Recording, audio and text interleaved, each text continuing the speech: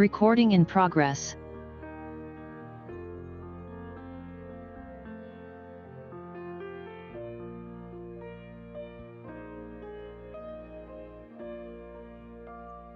Welcome, everyone.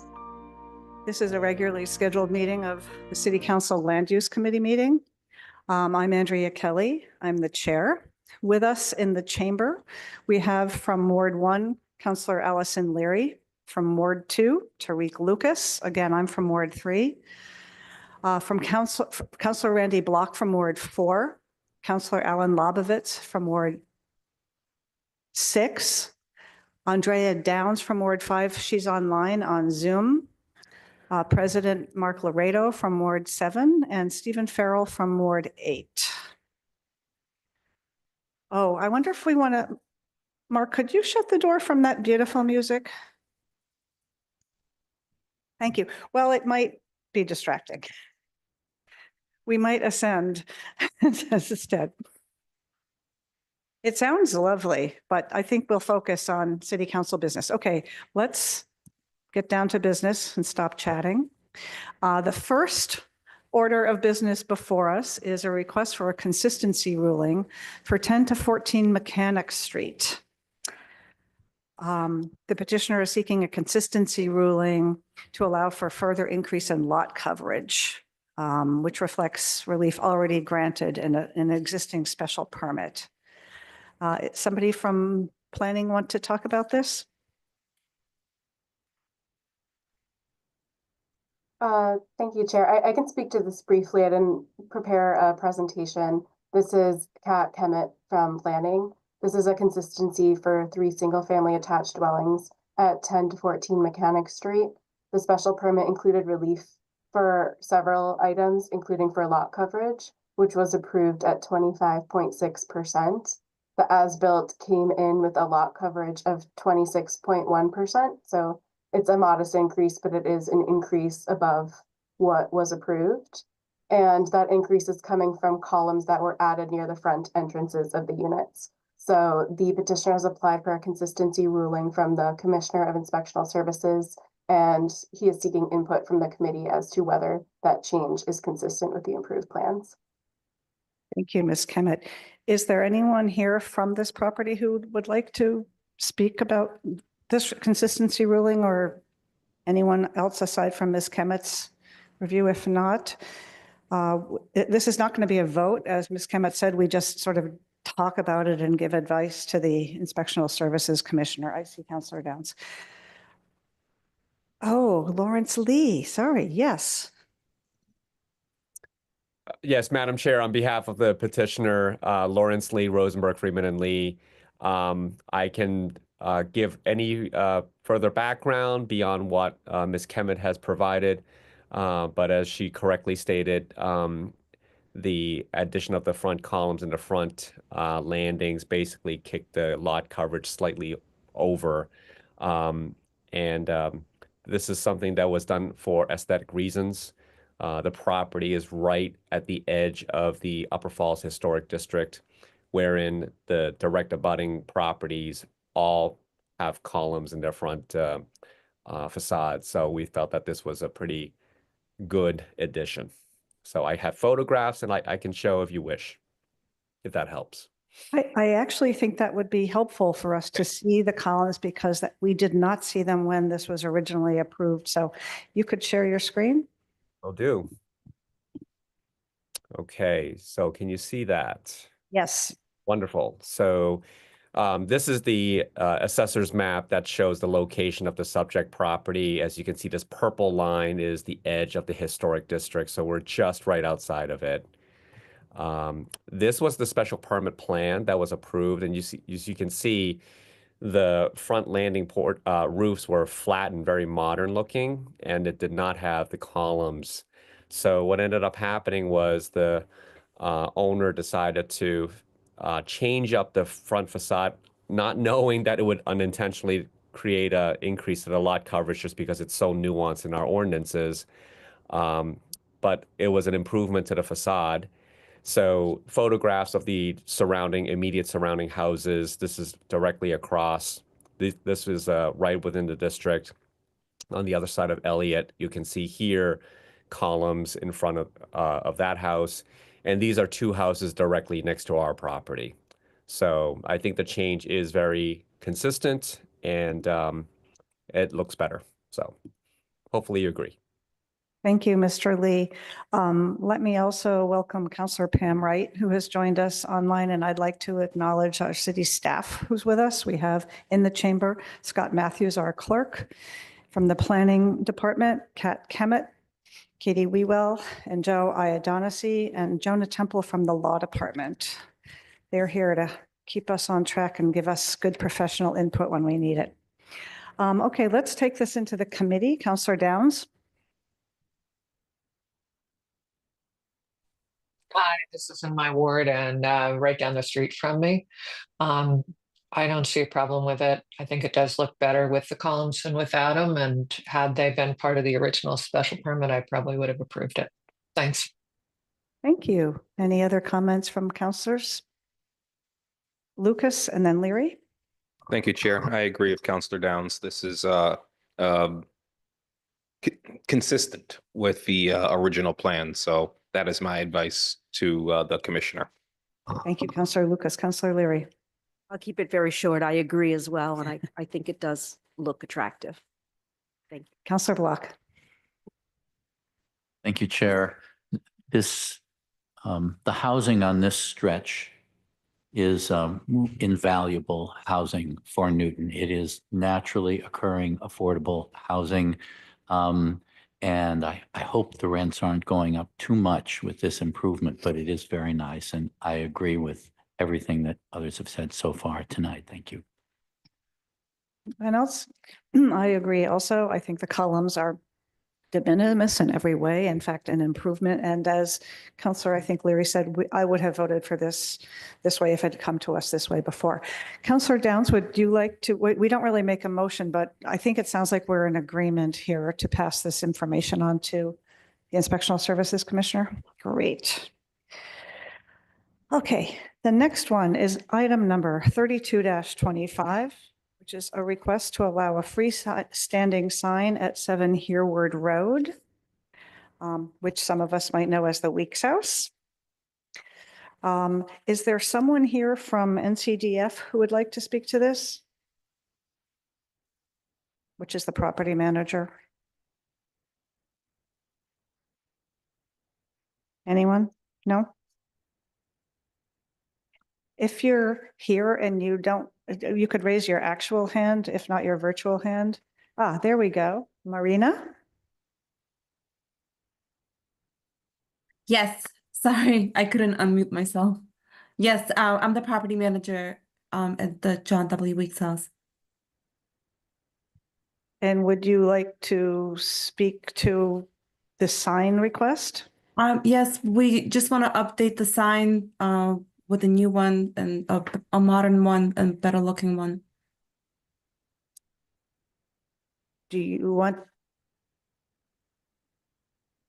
Okay, do you want to share your screen and show us what the sign is potentially going to look like?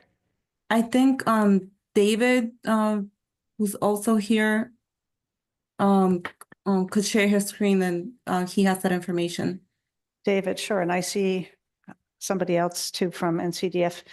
David, you can share your screen or speak. Trying to, there we go. Can you hear me now? Yes. Okay. Now, let me share screen. Okay. David, what's your last name, please? David Hassan. I'm sorry. David Hassan, Hassan Sign Company down here in Cohasset. Ah, you're the sign guy. Okay. Yes, I am the sign guy.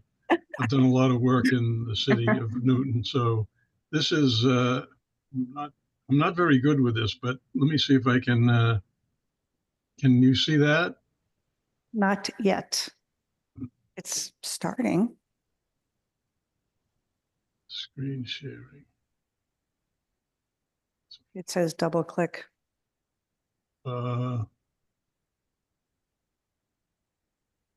I'm sorry, I'm just not that good at these Zoom things. Okay. It just seems to be taking time. I did hit share. Let me see.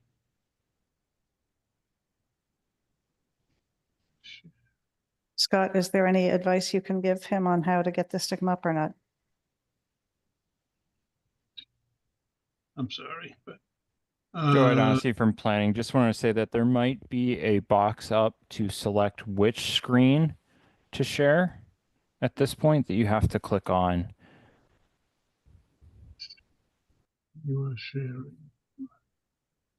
Also, Joe, might you? Can have to I, go over- I apologize. Can I share the screen because I think I'm able to share the documents with you guys. Is this Marina again? Okay. There we go. There it is. There it is. Yep. Thank you. Okay, So did you get it? Yeah, there, okay. Yes. So that's what the sign looks like. It's all hand carved and gold leaf and well, the top sign is, the bottom sign is just flat and painted. It has the professionally managed by Newton Community Development Foundation. It's, 53 inches wide, 43 inches tall. I don't think it's Right. too big for the site. It's one-sided, so it faces out as you approach the property. and it's illuminated? Not by me. I don't know if they're going to No, illuminate it or It's not. not illuminated. Have any lights aiming at this sign? Not at the moment. Okay, thank you. Are there any members of the public who would like to speak on this?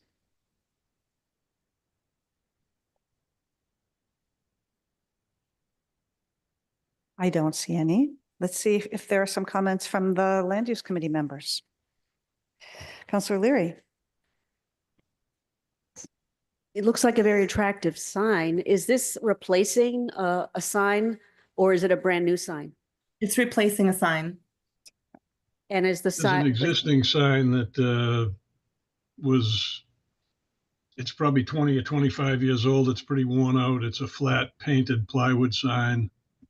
This will be a lot more attractive than what's there currently. okay, is it similar though, a standing sign in the lawn? Yes, the other one is on 2 posts also. Okay, are there any plans to illuminate it, say from the ground or putting lights on at any time? I don't have any plans, but I can definitely bring that up with my with the executive director. I'm not suggesting you do it. I was just asking if Oh, there. no, not at the moment. We don't have plans. No, we didn't have any Okay. plans for lighting. Interesting. Okay, my questions have been answered. Thank you. Councillor Ladovis, this is your ward, I believe? Isn't the Weeks House in your ward? I believe it is. I think it is. I move to close the public hearing All in favor, please say aye. Aye. and I move to Aye. accept the application for the sign. Great, thank you. Are there some conditions we should look at, Mr. Iadanasi? Sure, I will bring those up. Oh, David, you can stop screen sharing, actually. Oh, okay. Go. Well, thank you. But thank you, you figured it out. You're up to technology now. Hope you come back.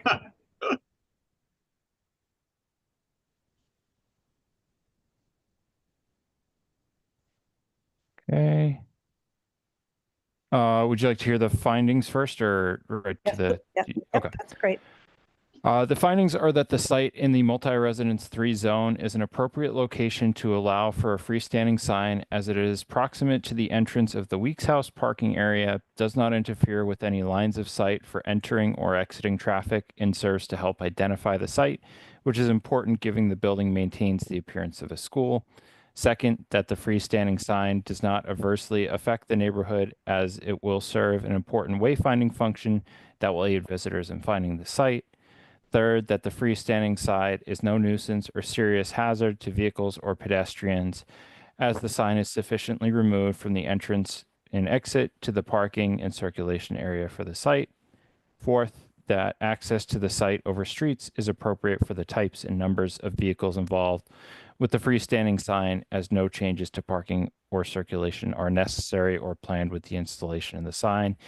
And lastly, that the nature of the use of the premises, the architecture of the building, or its location with reference to the street is such that freestanding signs or exceptions should be permitted in the public interest. Given the building is a 75-unit multifamily dwelling, visitors to the site are common, and a freestanding sign can help in ensuring visitors appropriately access the site.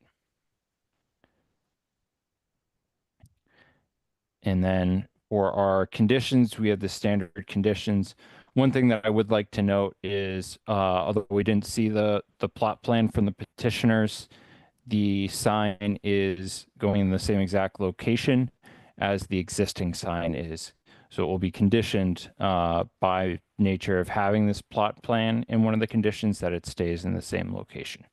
And then the next one is just the sign that you saw from Mr. Hassan. Okay. Mr. Iadonisi, from either planning or Urban Design Commission, I think, weighs in on signs. There's no comment about potential lighting. There's no comments from the Urban Design Committee minutes or their final meeting.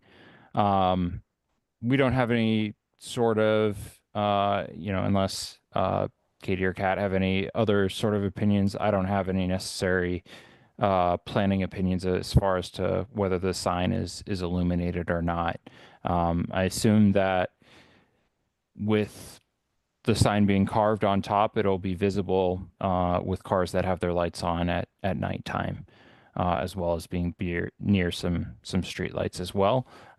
So I didn't care to elaborate much further in the memo, and wanted to leave that to the discretion of the committee and the petitioner if they choose to light it or believe that it should be lit.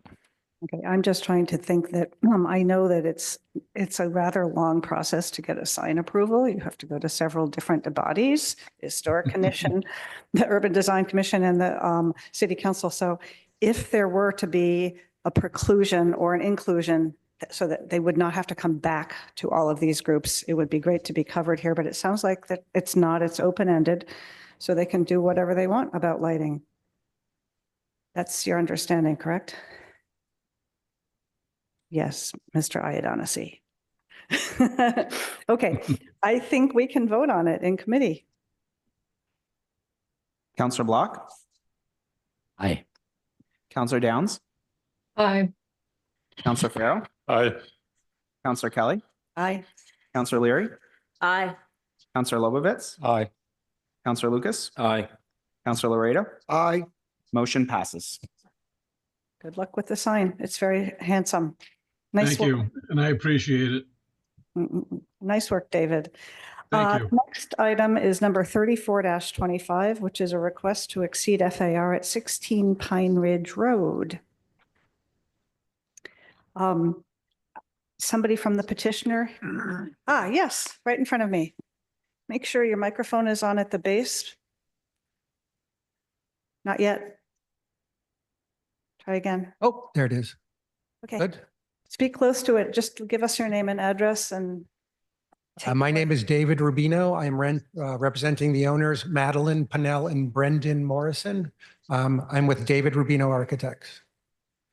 Can I need some assistance to share? Do I just plug in or?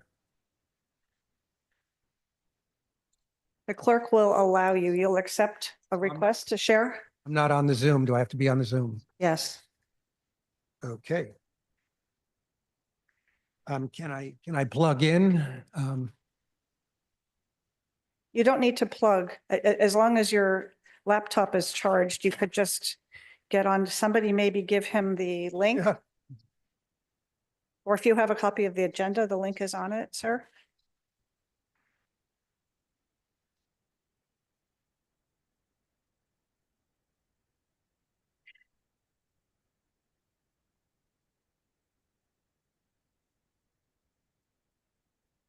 Yeah, please. It'd be easier if I just, I'm not going to touch anything. I think I see your client coming to help too. I don't want, you're not connected to the internet. Next time you come before us, you'll be prepared.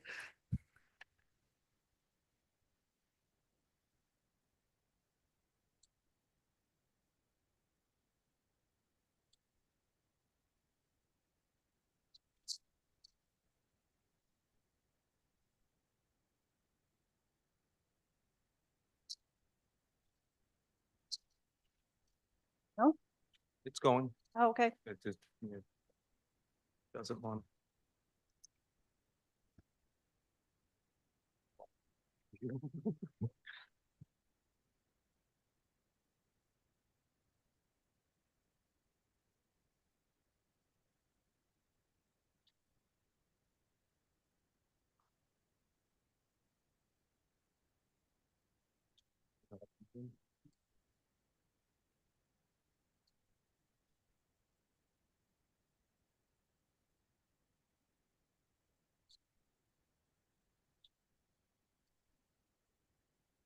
We have to update.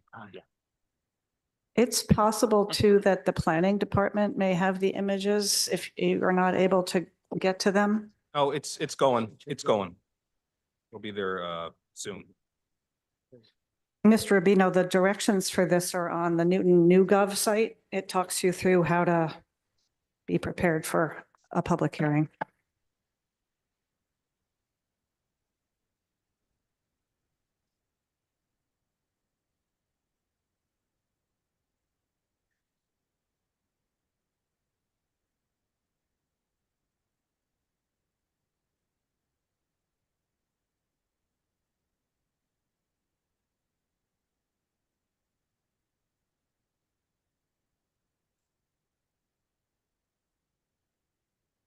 Oh, maybe this will work.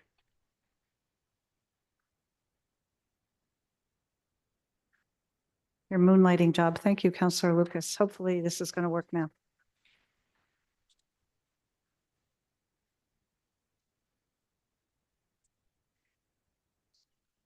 So what you would be doing is looking at your screen for the folder or the document you want to share with us, not the Zoom. There we go. I think. This is, we are looking to add a. Speak to the small mic. bit- I'm sorry? Speaking to the mic. Yeah, I'm sorry. This, a little background on the house. It was built in 1951 originally. A developer bought the house in 2019 and renovated it substantially. Our client, my client is the second owner. They purchased the house just about a year ago, and within a few weeks before, or just after closing rather, a pipe burst in the house and damaged a substantial part of the top floor and into the ground floor. So we had started this process a while ago and it did get delayed. But we went through the informal review with the planning department, and we finally were able to put the house back together in the fall, and we continued the process of adding a sunroom to the rear of the house. This is the front of the house. It is one story from the street. The land slopes away from the front to the rear, so it's one story in the front and 2 stories in the back.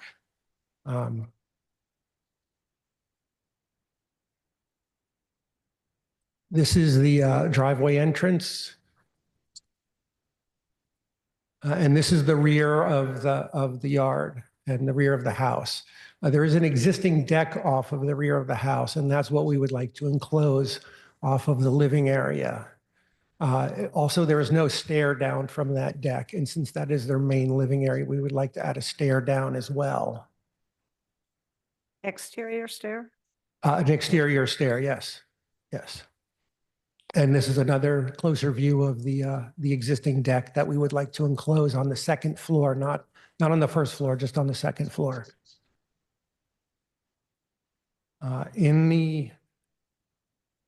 This is the existing site plan. This is the rear of the property. There is a fairly flat lawn in the back. This slopes from this corner down to the rear. And this is the existing deck of the house.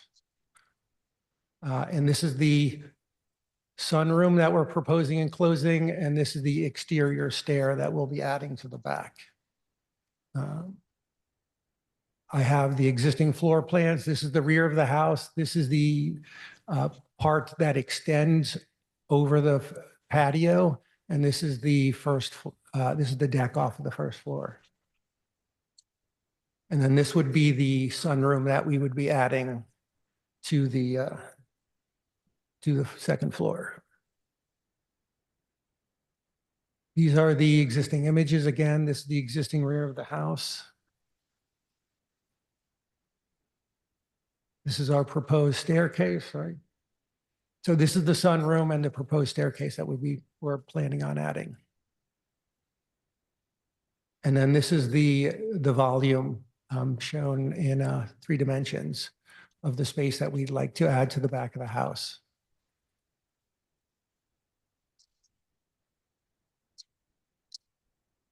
And I believe that's it for the architecturals. Thank you. If there are any questions, we can bring you back up to the microphone, but feel free to have a seat on those uncomfortable wooden benches. Ms. Kemet from Planning?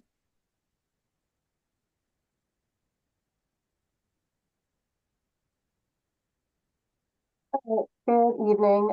This is Kat Kemet. I'm a planner in the city's planning department. This is petition 34-25 at 16 Pine Ridge Road. It's a request to exceed the maximum floor area ratio. This is the neighborhood. The property at 16 Rhine Ridge is a 16,167 square foot lot with a single family dwelling that was constructed in 2019 by right. It's located in Waban in a mostly residential area. The site is sloped, and though the dwelling on the site is 2 stories, it presents as 1 story from the street. The petitioner is proposing to create a 2nd-story sunroom in the footprint of an existing deck on the 2nd story and an exterior staircase for access. It will provide access to that sunroom from the outside, and it will have a floor area ratio of 0.36, where up to 0.33 is allowed by right. When the as-built floor area ratio was submitted in 2019 with the building permit to construct the building as it exists today, it indicated that the building was compliant with a floor area ratio of 0.33, which is the maximum allowed by right. However, based on the existing conditions plan that was submitted as part of this petition, the existing FAR is in fact 0.35, which is more than what was allowed by right. So should the council deny this request to exceed FAR going up to 0.35, the existing dwelling still needs relief for the as-built FAR of 0.35, which itself is not compliant. So when reviewing this request, the council should consider if the site is an appropriate location for the addition that will exceed the maximum floor area ratio, if the addition as developed and operated will adversely affect the neighborhood, if there will be a nuisance or serious hazard to vehicles or pedestrians created by the addition, if access to the site over streets is appropriate for the types and numbers of vehicles involved, and if the addition that will exceed the maximum FAR is consistent with and not in derogation of the size, scale, and design of other structures in the neighborhood. And we have no specific concerns with this petition. The addition will be located above the deck within the existing footprint of the building, so there will be no impact to the existing setbacks on the site. The work is limited to the rear of the building and will have minimal visibility from the street. And we are happy to pull up any plans or materials submitted at the committee's request. Thank you. Thank you very much, Ms. Kemet. I'd like to welcome Councilor Julia Malachy, who has joined us in the chamber from Ward 3, not on the committee, but one of our colleagues. Are there any members of the public, either in the chamber or on Zoom, who would like to speak on this proposal?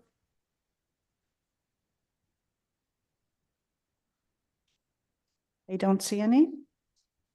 If you are there, you can continue to raise your hand while we're talking about it, and we'll try and keep our eyes open for you.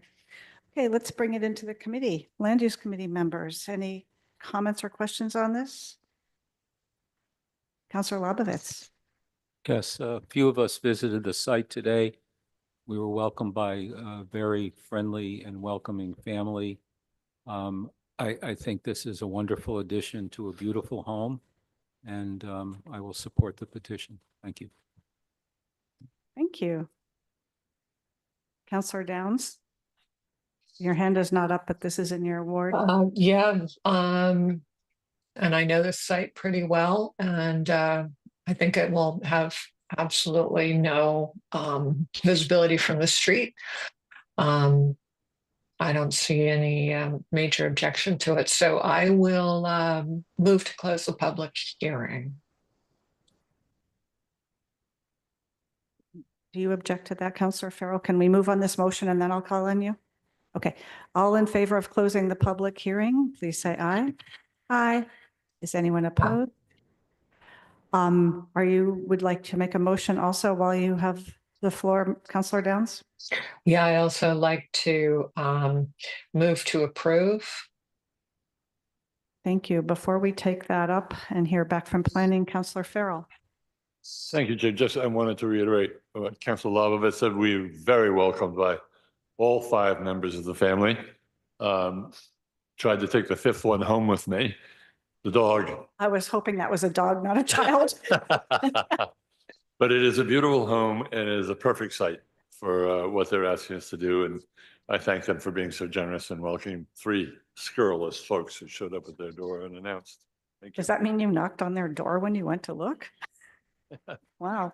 We'll have a few words about that later. Okay, we have a motion on the floor. Let's go back to planning for findings and the conditions.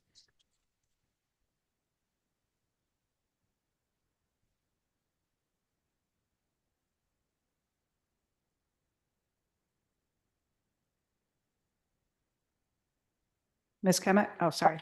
Yep, sorry. Can you see that now? Yes, I think we just had a little delay. My Okay. apologies for rushing you. Okay. Okay. So for findings, we have the site is an appropriate location for the addition that will exceed the maximum FAR because the addition will be limited to the existing footprint and will not impact setbacks. 2, the addition as developed and operated will not adversely affect the neighborhood because it will be located at the rear of the dwelling with limited visibility from the public way. 3, there will be no nuisance or serious hazard to vehicles or pedestrians created by the addition because no changes are proposed to parking or circulation on the site. 4, access to the site over streets is appropriate for the types and numbers of vehicles involved. 5, the proposed increase in the non-conforming floor area ratio from 0.35 to 0.36, where 0.33 is the max allowed by right, is consistent with and not in derogation of the size, scale, and design of other structures in the neighborhood because the new FAR added will be in the rear of the dwelling. The building will continue to present as single story from the public way. And for conditions, we have plan referencing for the site plan and architectural plans, standard building permit conditions, recording the special permit, and we will review the plans at that time. And occupancy standard, we'll check the plans and we will require a statement from a registered architect certifying compliance. Thank you, Ms. Kemet. We're about to vote on it. I'll just say, I too think it's a lovely house. I'm so sorry the pipe broke soon after you moved in. That's not a very happy greeting. I think the 0.02 increase in FAR is very minimal. You've got a very large lot. It doesn't look like it will impact anybody. So I will be happy to vote in favor of it also. Let's take a vote. Counselor Block, Aye. Counselor Downs, Aye. Counselor Farrell, Aye. Counselor Kelly, Aye. Counselor Leary, Aye. Counselor Lovovitz, Aye. Counselor Lucas, Aye. Counselor Laredo. Aye. Motion passes. Good luck. Thank you.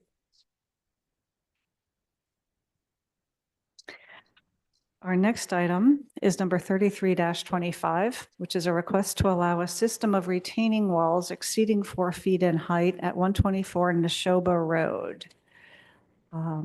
Somebody is here, I'm guessing for the petitioner. Is that Mr. Lee again? Go ahead. Thank you, Chair. Again, Lawrence Lee, Rosenberg, Freeman, and Lee on behalf of the petitioner. With your permission, Chair, I'd like to share my screen, please. Please go ahead. Thank you. Okay, thank you. So can you all see that? Yes. Wonderful. So here we're at 124 Neshoba Road. What we're asking for is one relief, which is the retaining walls exceeding 4 feet in height. We're in a single-family residential 2 district. The Shelby Road is actually a part of a private way as well. This is just a quick little summary, very straightforward. We went through NHC. The commission did not deem the property or the existing house to be preferably preserved. And again, what we're looking to do is leveling the yard, particularly in the back, to allow for the installation of some amenities that we wish. I do want to clarify one thing on the planning memo, which basically indicated that the dwelling, the proposed house, required the retaining walls to be built.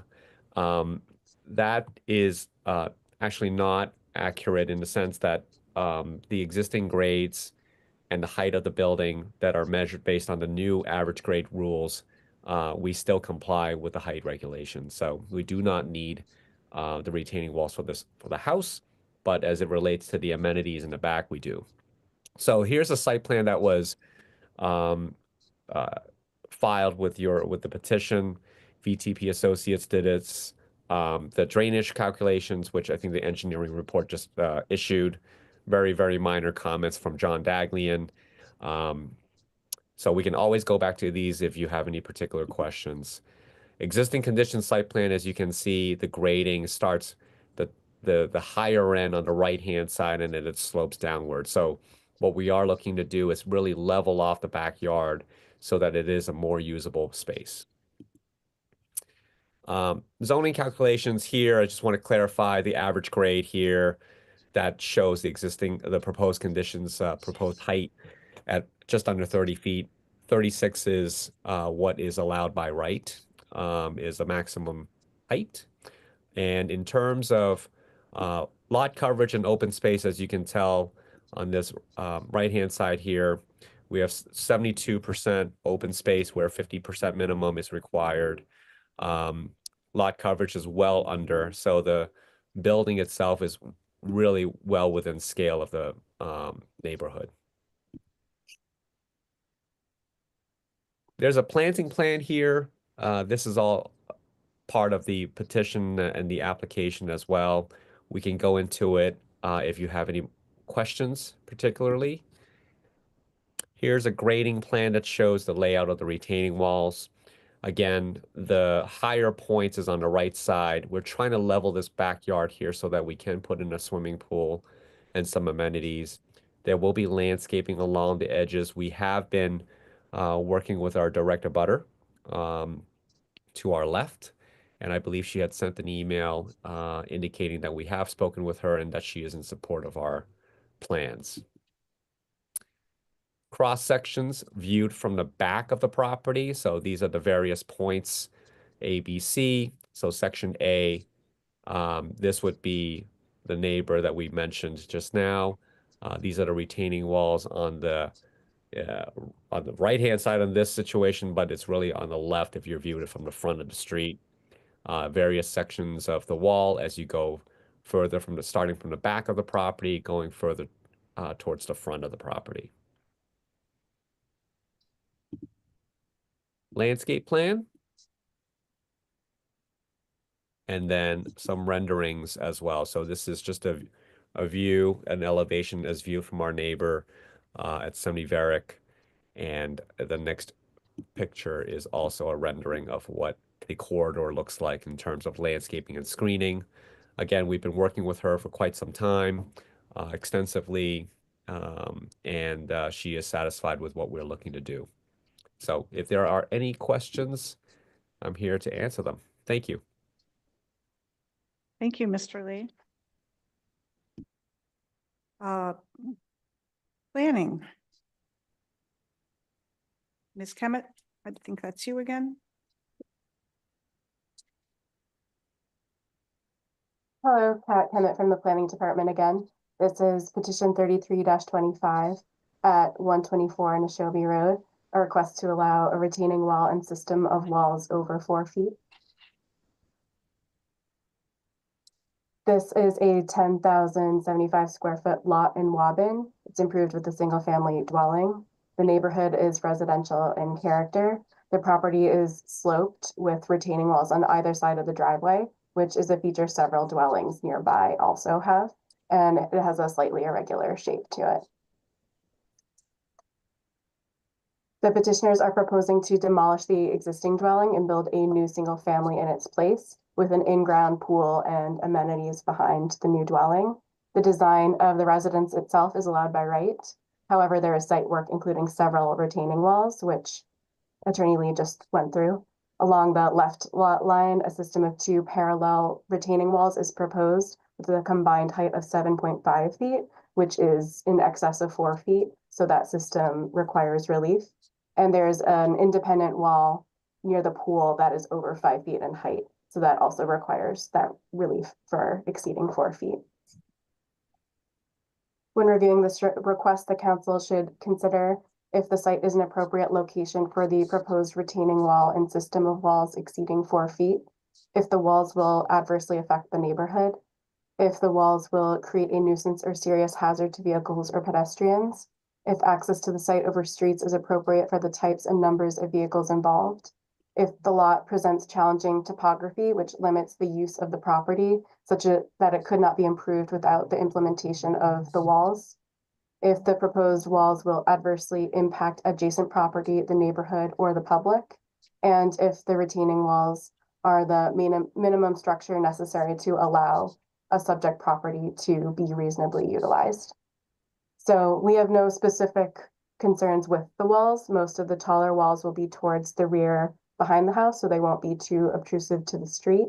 We did want to note that this plan includes an increase of over 3,000 square feet of impermeable area from the existing conditions to the proposed dwelling. So this is allowed by right, but we do always encourage folks to reduce impermeable cover where possible.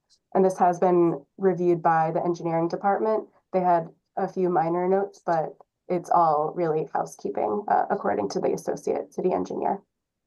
So that is all I have at this time, and happy to pull up any plans should we need to. Thank you, Ms. Kemet.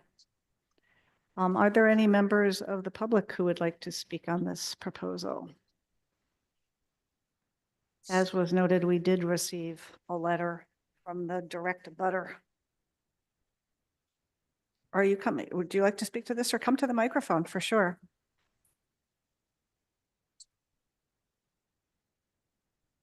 Hello? Okay. My name is Gerard Slattery. I'm at 143 Bridge Street, and I'm speaking on behalf of Patrick Slattery. He's the owner of 125 Neshobe Road.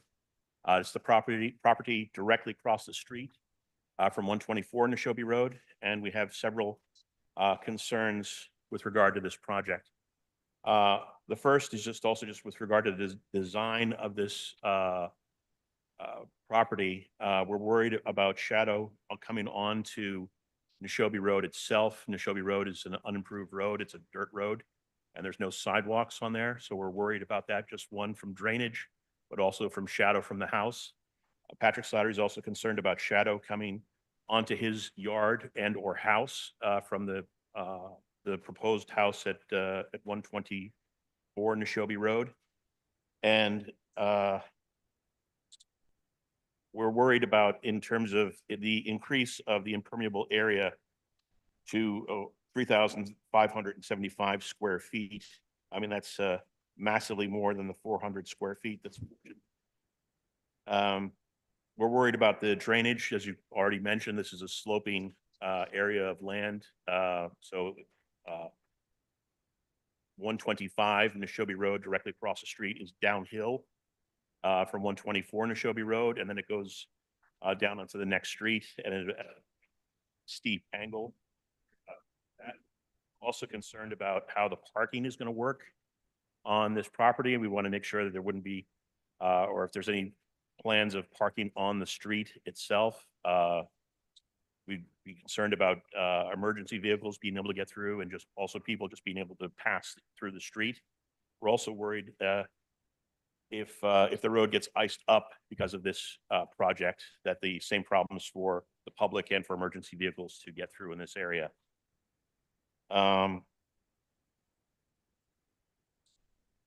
But so the main concerns that Pat has is the shadow on his property, on the yard, on his yard, on the street. And also he hasn't received any communication except he got a card once. He tried calling, but he didn't get any response. So we'd really like to know in much more detail what's going on with this project. And I've mentioned all the main points that I have here, and just wanted to just point out that if it does cause harm to his property, I just wants to have you all be aware that he wants to take every step necessary to protect the value of his property. Thank you. Thank you, Mr. Slattery. Mr. Lee and/or the planning department, I don't know if you want to address some of those questions about shadows and drainage now, or perhaps we can hear from other people and you can make comments later, whichever you prefer. I'll be happy to answer them if you like. That might be helpful. Thank you. Go ahead. So in terms of shadows, the building is 6 feet below what is allowed by right. So we're at 30 feet, just under 30 feet, where a 36 feet tall building is allowed. We meet all of the setback requirements. Again, the house can actually be built as is. So the retaining walls that are being requested do not apply to the house. And as indicated, so that's addressing shadows. There is a road, there's a front setback and a road, and then the 125 Neshobe has also a setback from the road. So it would be, you would need to have a tower in order for us to cast shadows across the street. In terms of drainage, John Daglian has issued his memorandum. He's reviewed our plans. We will comply with every regulation the city has. His comments were very, very minor. If any, just in terms of touch-ups, other than that, we will comply with all the drainage requirements. This is a single-family house as it relates to parking. It's a single-family house parking situation just like before. The existing house currently has a little bit of a slope down towards the garage. This house kind of mimics that. So it's really not much different in terms of access to and from the existing house and the proposed house. So we're not adding any more traffic than it was previously. Neshobe actually is also a dirt road. It's unimproved. It's a private way. So we're not going to be impeding any access. And again, the house as it is can be built by right without a special permit. Thank you. Thank you, Mr. Lee. Any other members of the public want to raise questions or make comments? We will take this into the committee and with other counselor input at this point. Any comments? President Laredo. So I just want to get some clarity from the planning department and just make sure my understanding is clear. Really, the only relief we're being asked to grant here relates to the retaining walls because everything else is as of right, correct? Yes, that's correct.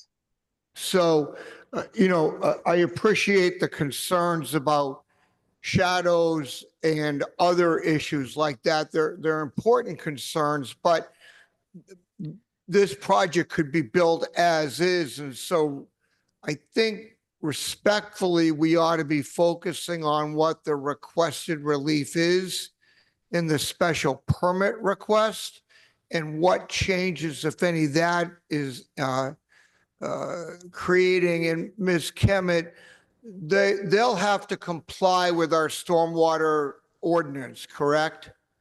Yes, they will. And so they're going to submit a plan to Mr. Daglian, who's going to then either approve it or not approve it. And that's going to be in accordance with our rules and ordinances, right? Yes, that's correct. Okay. I mean, it seems to me then that if we're dealing with stormwater on site and if the retaining walls are really in the back of the property for the most part, I'm not seeing a big issue with it, notwithstanding, I think, the legitimate concerns of the abutter. Thank you. Thank you, President Laredo. Councillor Leary. Thank you, Madam Chair. I'm not so much concerned about things like the shadows, especially since this house can be built by right, but the retaining walls are really needed to probably for the building of the pool. So my concerns are actually a little bit, I wanted to get more about the pretty large increase in impervious surface. It's also looks like there's a lot of trees around there, and I'm curious how many trees are going to be removed, because that makes a big difference in terms of uptake of water. And I mean, we've had a lot of issues in the past with removal of trees, and you're building a pool that's going to displace could increase displacement of groundwater if that is an issue underneath. So I just am curious about those. So how many trees are being removed? And is there any other, I know the city doesn't usually do any hydrology testing, but are there any concerns about high water table, or are there issues with water in that neighborhood? That would be my questions. Thank you. Mr. Lee, are you the one to answer these questions? I do not have the exact count on the tree removal. We will comply with the tree ordinance, obviously. That's in effect currently. As it relates to, I apologize, Councilor Leary, what were the other questions that you had? Well, regarding, it's sort of all moved. First of all, if you do, even if you require, you do obviously come into compliance with the tree ordinance, it doesn't help the butters when they lose trees right around their homes and you plant much smaller trees, if there's a lot of mature trees. But my concern was, are there issues with water movement or groundwater issues in this neighborhood? The hydrology of the water on the site, and the impact of building a new pool and putting in retaining walls and increasing the impervious surface. To me, that potentially could be a problem for water that could impact abutters. Understood. So first of all, in terms of the increase in impervious surfaces, one of the things I do want to point out is this is a 10,000 square foot lot. And so it may sound a lot, but it's still under 30%. So we're at 72% of open space, which basically, I like to dumb that term down to green space, yard space. So we have over 70% of that, where at 50% is the minimum requirement. So we're still well over the minimum requirement. As it relates to stormwater, I'm not an engineer, but John Daglian did already look at VTP Associates stormwater calculations. He as in John, indicated that there were just some very minor comments in his memorandum. But otherwise, he did not see any glaring issues at all. As it relates to groundwater, test pits have been done. One of the recommendations John had in his memorandum was to perhaps do another one, which we obviously will do. So that will be done as part of this particular process. John will look at it again as we get to the building permit process. He'll have to vet everything one more time before we're even issued a building permit. Okay, thank you. Do you know the diameter inches of that are being removed on the property? I do not. Well, I can see if I can try to get that, but I do not have that right now. thank you. I have no more questions. Thanks. Councillor Downs. Yeah, this is my ward. Councilor Leary raised this good point. This not only is this on a slope, but it's uphill from a lot of the neighborhood. So the movement of water there comes down from the hill of Neshobe Road and down from the site to the intersection of Neshobe and Varick, where there's a little traffic island, and then further down there's another little traffic island, on Varick and I think it's East Quinnipiquin, and then it goes further down toward the river. So movement of water here will be something to watch. But if I'm right, that's not what we're being asked to look at, nor is it under our purview here with the special permit. Am I correct? And we're Unless- basically being asked to approve the retaining walls and not how they might, not the hydrology of this site.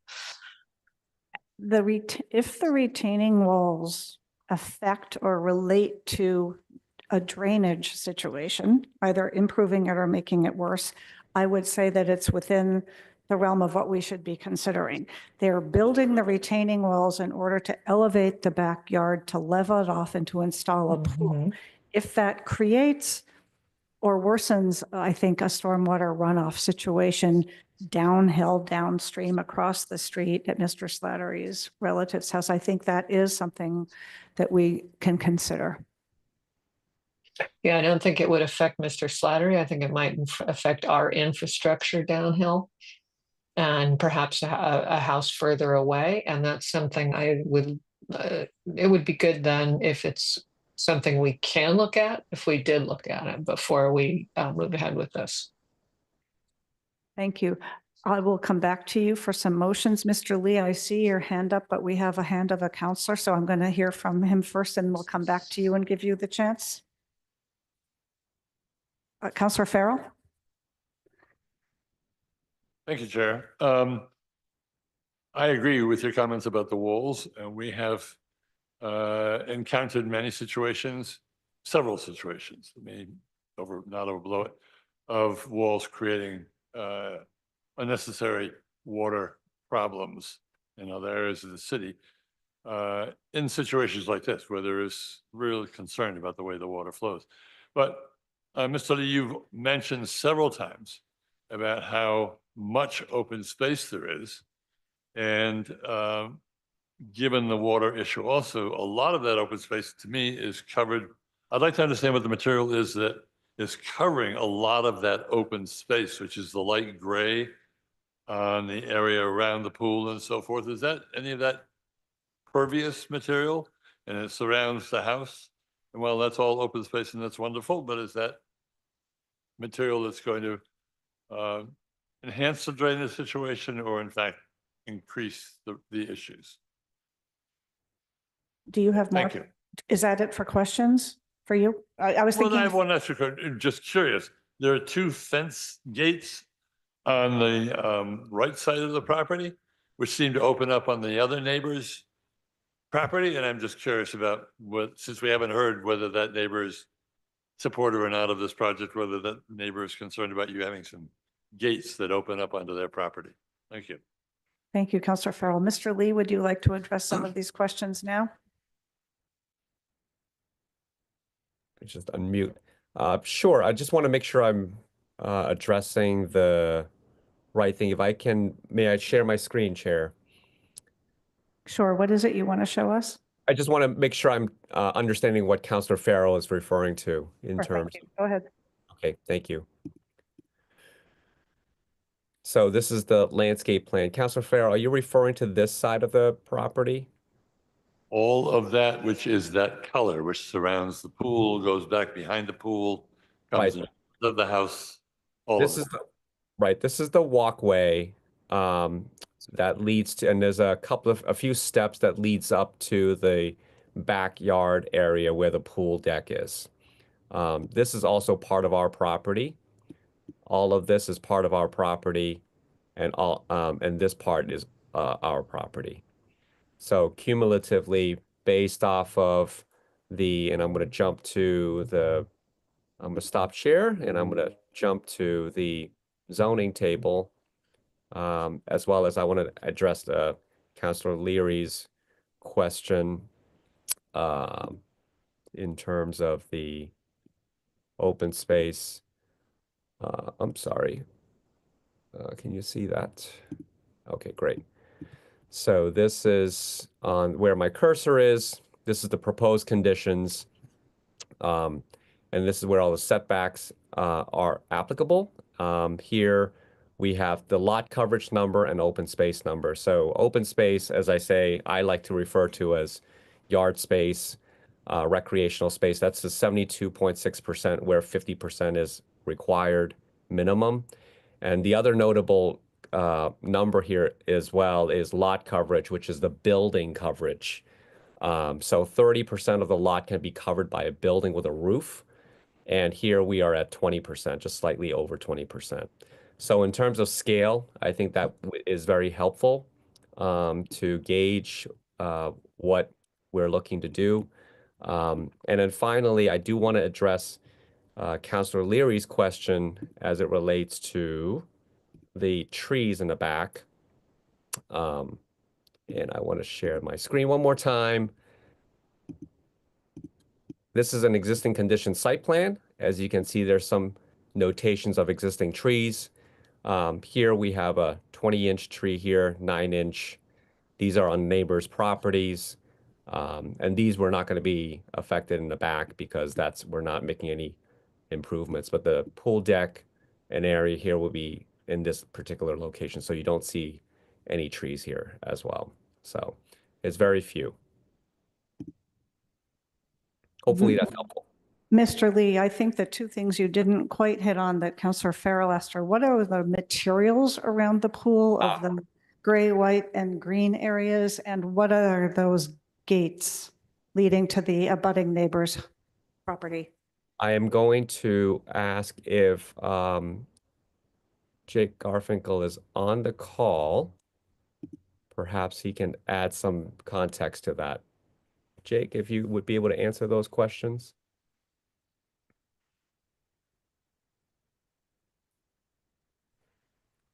Sure. Can everybody hear me?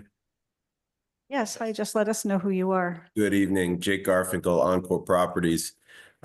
Just to address the issues, specifically to material choice, we haven't made any decisions. I am somebody familiar with the petitioner. I'm a builder by trade, but a landscape architect by education. I am responsible for the landscape design for the project. We will likely go with a domestic or imported granite of some kind, the walkways, potentially in combination with an architectural concrete paver, potentially. The area around the pool is quite refined. So I imagine it will be a larger scale granite paver, probably something durable for the New England conditions. To address the concerns which were brought up just briefly, having intimate knowledge, having built 2 homes adjacent to this one in the area, groundwater is not an issue here. There's a very high perk rate in these soils. They're very sandy, comprised with a combination of sand and gravel. I do believe that we are improving the hydrology on the site, considering the fact that there's a pretty immense slope coming down currently in the backyard where the retaining walls are going. The proposal will then control all the water flows across the site, not only slowing them down by leveling that upper portion, but controlling where the inlets are and then recharging them into the infiltration system.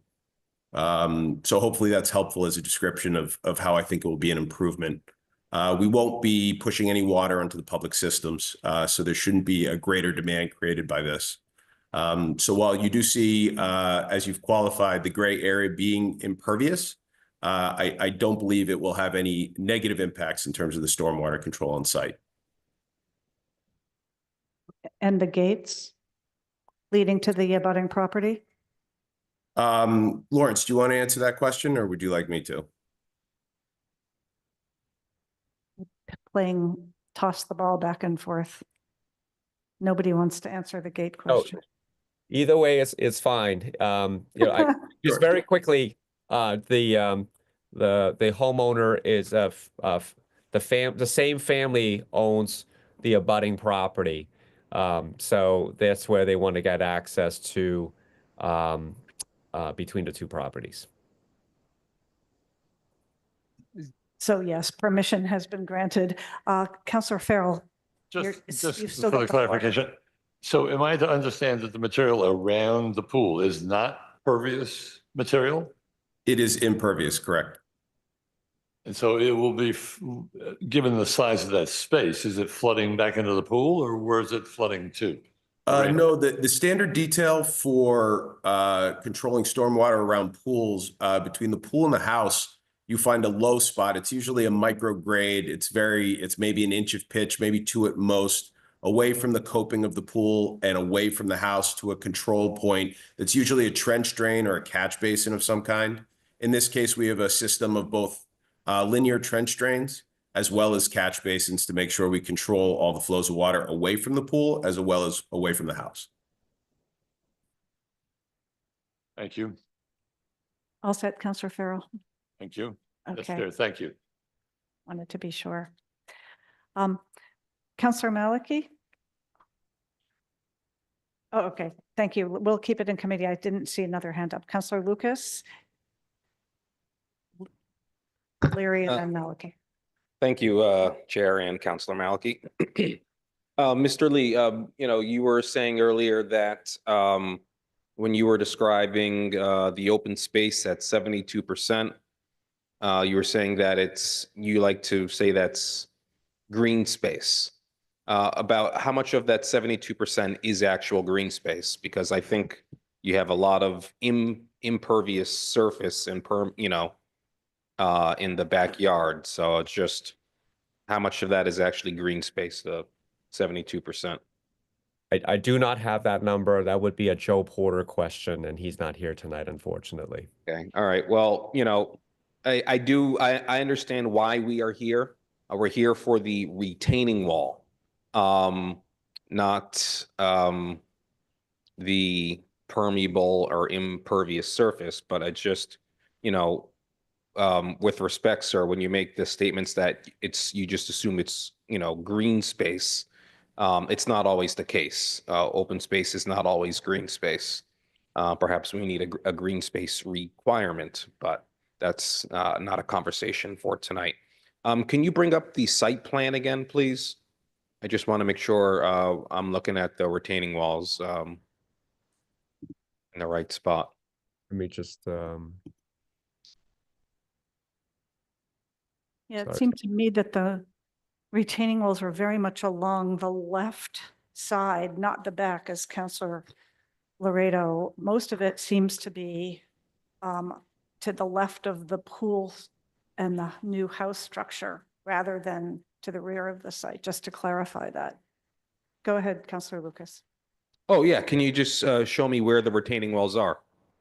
Yep. So this plan, you can see it, but maybe there's another plan that actually would be better. But here, there's retaining walls along the edge, as well as over here. There's two levels. So there's about a 3.5-foot wall along here.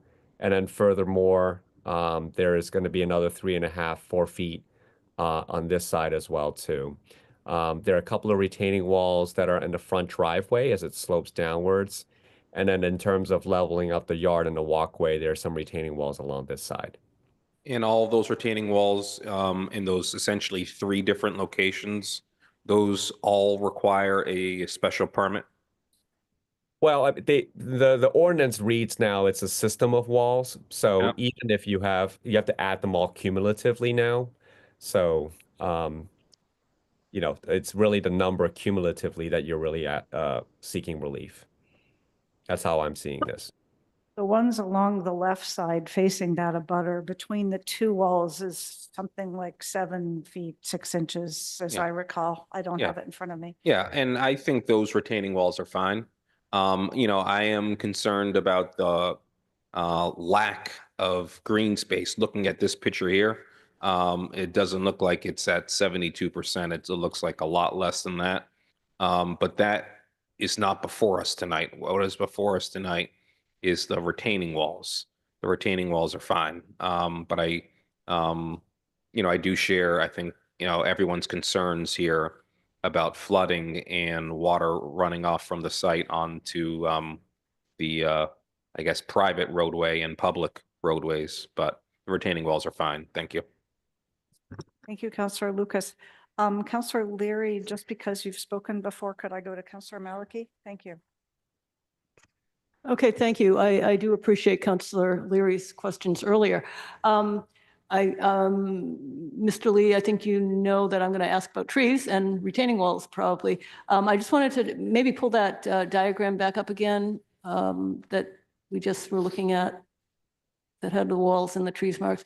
So the area, the lower left where you've got an abutters tree, which appears to be a coniferous one, and actually two more, the plain circles are existing trees that are deciduous, right? So there's no retaining wall down there? No, the retaining, am I on mute? Starts up We can hear you. by the corner Okay. of the house, maybe? So the retaining walls are right here. So let me zoom in a little bit so it's better.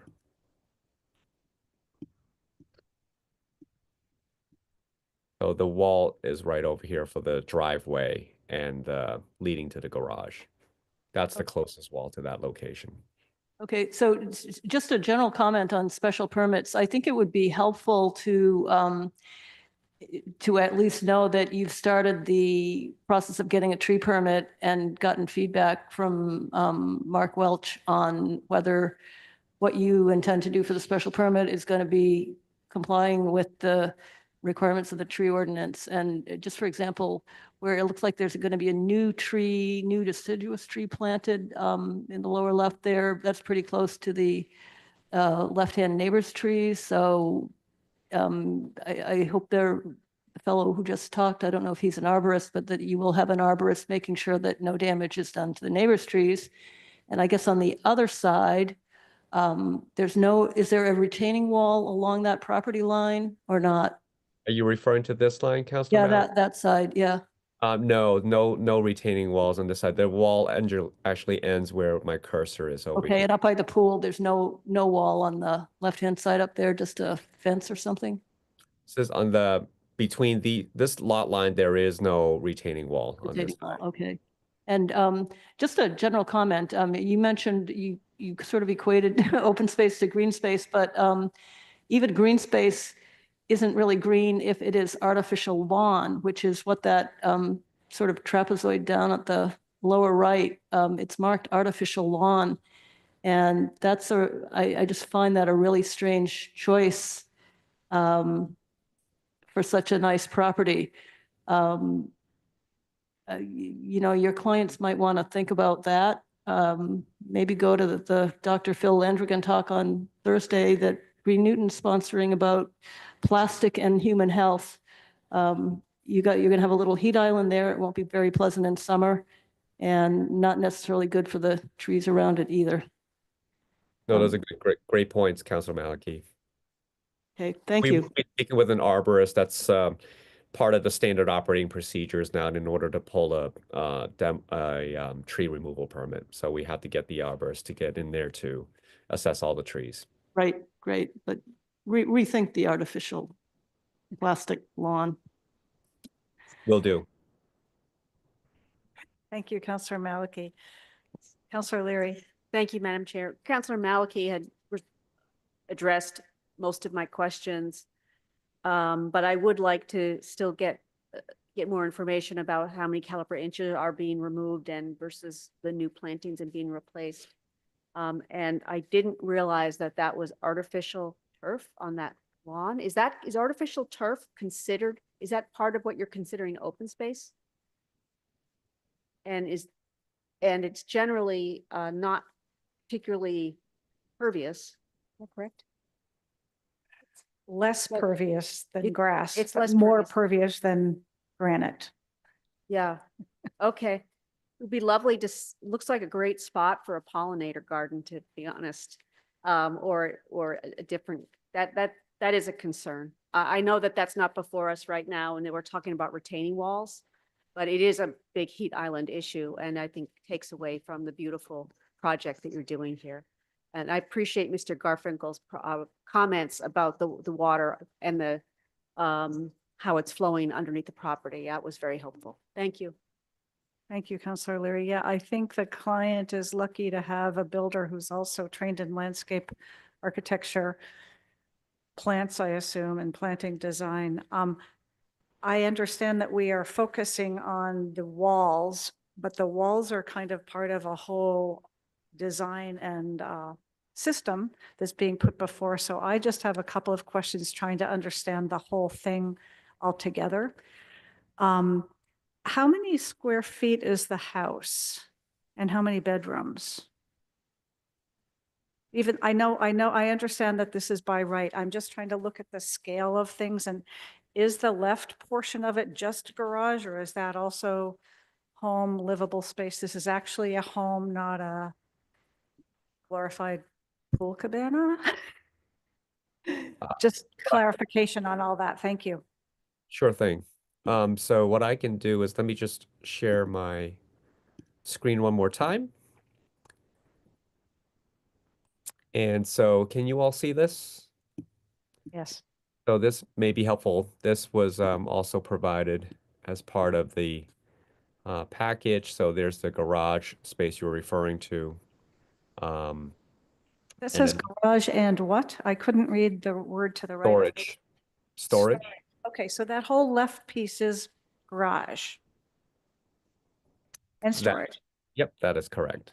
And the right part, which is the single family home, is how many square feet and how many bedrooms? I don't have that readily available, but I Just trying can to go through the understand the plans. scale of it all. Okay.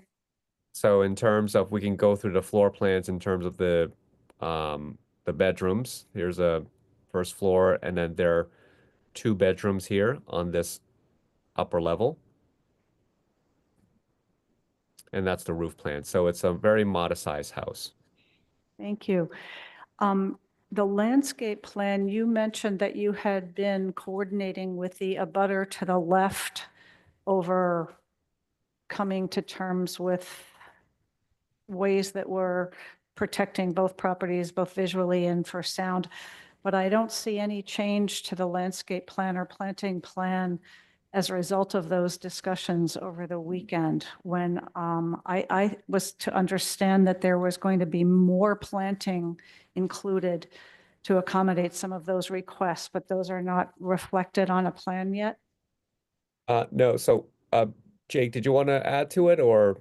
Yeah, sorry to jump in here. We actually have been working with the abutter for a little over a month now, and had a very productive first meeting with her where we showed those 2 illustrative renderings, the elevation and the perspective, and had favorable feedback. And then, as these things are, of course, an iterative process, and we made the official filing for the special permit, there were some additional questions.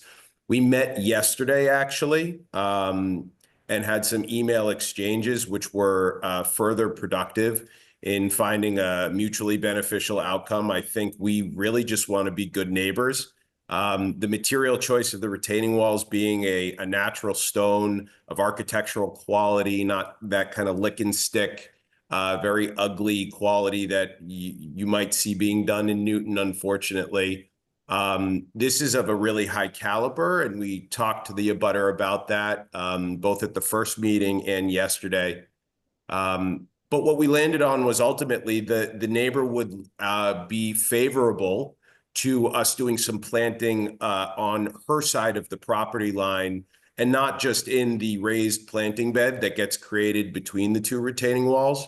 You might have noticed that the retaining wall system, while it does create, I think, up to 7.5 or 8 feet at the most, furthest back into the property, actually is done in such a way that I think is pretty generous. It's about a 7-foot deep planting bed. We could have really pushed the limits there of how close those walls were, but we wanted to create adequate soils, space for the root systems in the soil containment of that planting space. But there's limitations, of course, to that. So we actually see it as an opportunity to work with the abutter on a planting plan that unfortunately we can't develop in 24 hours. But will be in addition to what we've already proposed, a combination of evergreens and likely a palette of birch trees, whether that's gray birch or river birch. I couldn't tell you, because I'm kind of a fanatic about hand choosing plants when the season comes. So we will choose the best material. We will combine that material with a selection of evergreens that will likely either be Thuya plicata, some version of maybe Stygiet Norway spruce, potentially a dwarf variety of Serbian spruce. So I think we'll have a great planting palette that will mainly address the needs of privacy and sound buffering, but also aesthetically be pleasing and not create any negative impact to the abutter. And I think that's why we got a letter of support today that was sent to the committee. That's what I was expecting to see. I'll tell you, I believe in you. I believe that this is going to be a high quality project. I don't like it when we approve things that are not on paper, and the plan that we're looking at isn't the one that you just described or that I thought the neighbor had agreed to. So I'm just going to say that because it's connected to the whole point of the double wall system and the screening between the pool and the neighbor's house. And though this has very little to do with the wall, I reiterate the concern over a front yard of artificial turf that Councillor Maliki raised. Again, it's not within our purview, but I just myself, as a landscape architect and site planner, question that decision. They may have good reasons. Maybe they want to do badminton or bocce or something that works better on artificial turf, but it's an odd choice for a front yard material. Are there any other questions from anyone from the committee or comments? Councillor Downs. Saving the best for last.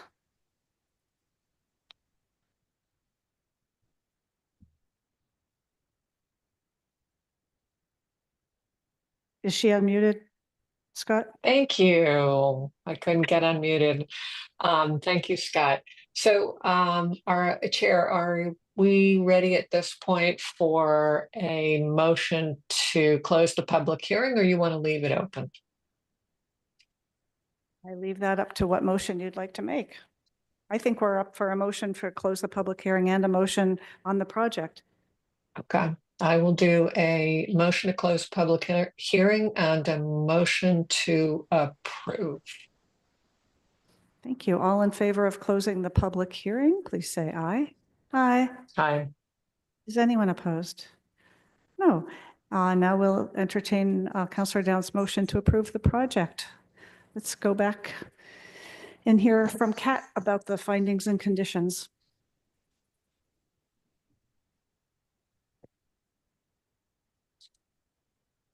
Hello, this is Kat again. For findings, we have 1, the site is an appropriate location for the proposed series of retaining walls because the walls will be located where there is a steep change in grade and due to the unusual shape and narrowness of the lot as it extends to the rear. 2, the series of retaining walls will not adversely affect the neighborhood because the topography is sloped and other dwellings in the neighborhood also have retaining walls. 3, the series of walls will not be a nuisance or serious hazard to vehicles or pedestrians because they do not affect the parking or circulation on the site. 4, access to the site over streets is appropriate for the types and numbers of vehicles involved. 5, the lot presents challenging topography, which limits the use of the property because the steep grade of the backyard could not be improved without the implementation of the system of walls over 4 feet in height. 6, the proposed system of retaining walls will not adversely impact adjacent property, the neighborhood, or the public because it is located in a neighborhood that already has several retaining walls. 7, the system of walls over 4 feet is the minimum structure necessary to allow the property to be reasonably utilized because the site as it exists has a steep grade. The retaining walls will assist in soil stabilization given the grades of this and adjacent properties. And for conditions, we are referencing the site plan, which shows the walls on the site for the building permit, certified copy, and a statement from planning that the building permit matches what is approved tonight. For occupancy, record of a statement from a land surveyor or professional engineer certifying compliance, final as-built plans, and approval from engineering certifying all engineering details are up to their standards. Thank you. Thank you, Ms. Kemet. Though we're about to vote on this, I hope that Attorney Lee and Mr. Garfield and the clients will consider the comments that were made around the impervious surface, around the trees, perhaps around the artificial lawn, and respond on their own with that. Let's take a vote. Counselor Block, Aye. Counselor Downs, Aye. Counselor Farrell, Aye. Counselor Kelly, Aye. Counselor Leary, Abstain. Counselor Lovovitz, Aye. Counselor Lucas, Abstain. Counselor Laredo. Aye. Motion passes. Thank you. Thank you.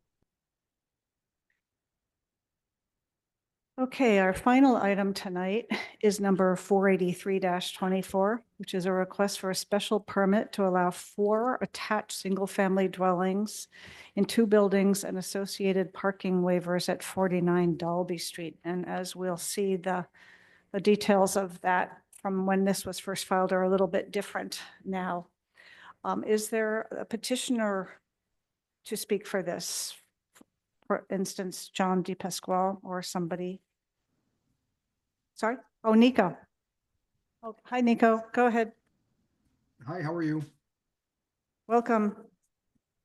Thank you for having me. If you don't mind, I'd like to share my screen now. Fine. Great, thank you.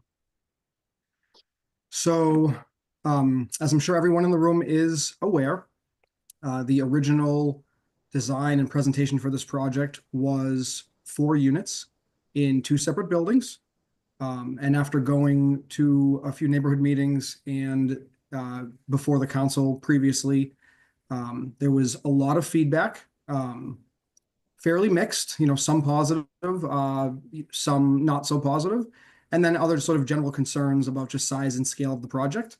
And so all of that was very much taken into consideration during the revisions of this project. And so what we've done here is effectively scaled this project down in every conceivable metric. So I think the biggest piece here is that this project is no longer 4 units. It is now 3 units. It is no longer 2 buildings. It is now 1 building.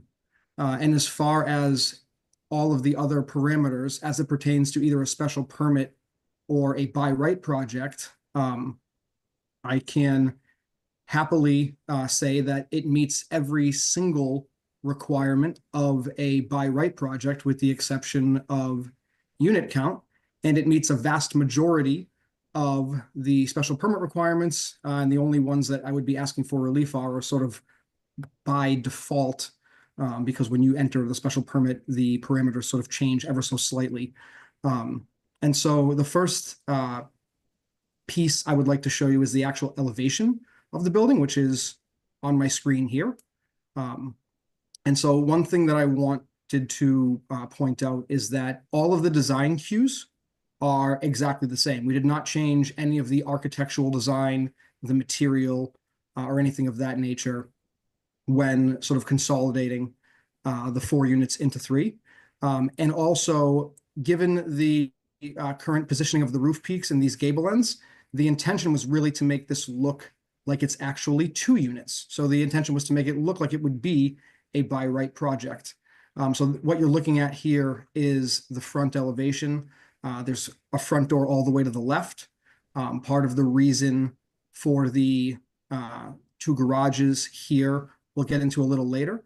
You'll see the center entrance for the middle unit, and then this entrance for the unit all the way to the right. And if I was to pull up a paint here, just to give you a little more context on what I'm talking about, if we were to draw an imaginary line down the middle of this building, the intention here was to make this look like it's just 2 units, when in reality, the units are actually separated by these 2 lines, which I feel is important because those are very sort of modest sized units. And the only reason that this garage touches was to help with open space among and lot coverage and those sort of things that the council and other people had brought up last time.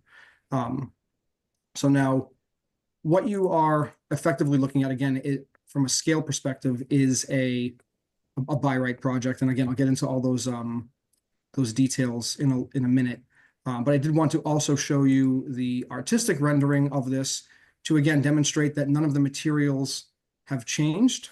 Everything is basically a carryover from the 4-unit design.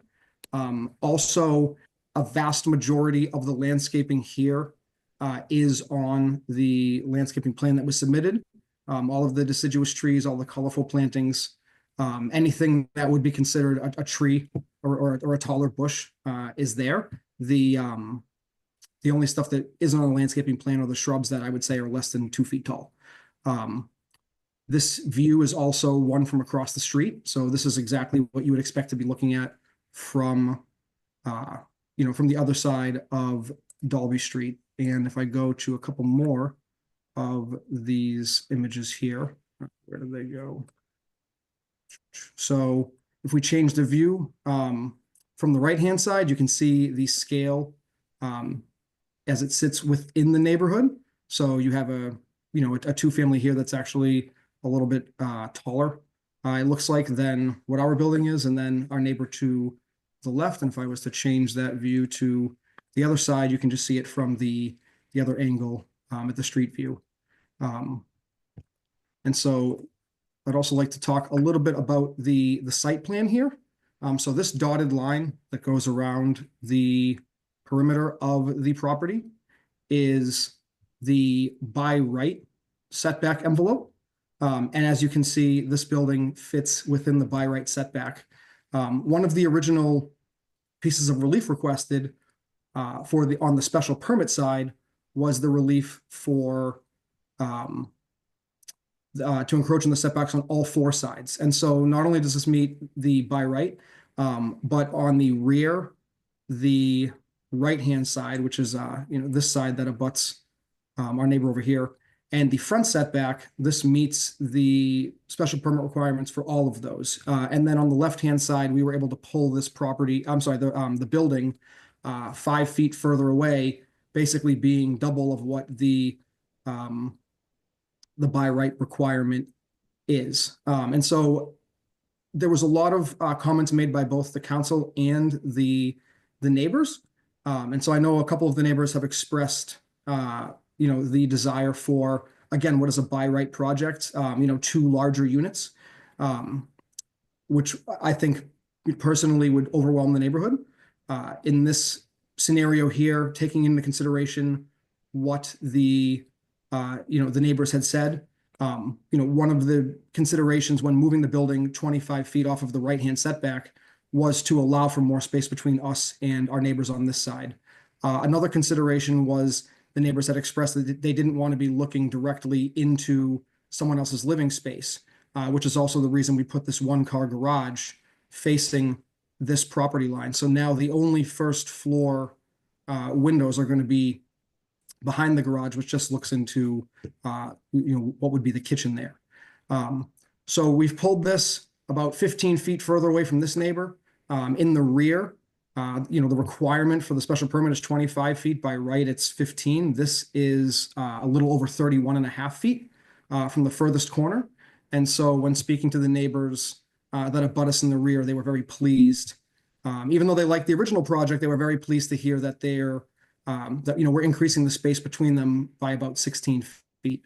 And then when I had a conversation with our neighbors to the left, they also appreciated, even though they were okay with the first project, that pulling the building, further away from them was also something that they were appreciative of. And I know that we don't really get into FAR, calculations with a special permit project, but I do think it's worth mentioning that this project, as these 3 units currently sit, actually does meet the by right FAR requirements. So effectively, this building, whether it's 2 or 3 units, could be built as it sits now, just reconfiguring some interior layouts, but the footprint would not change at all.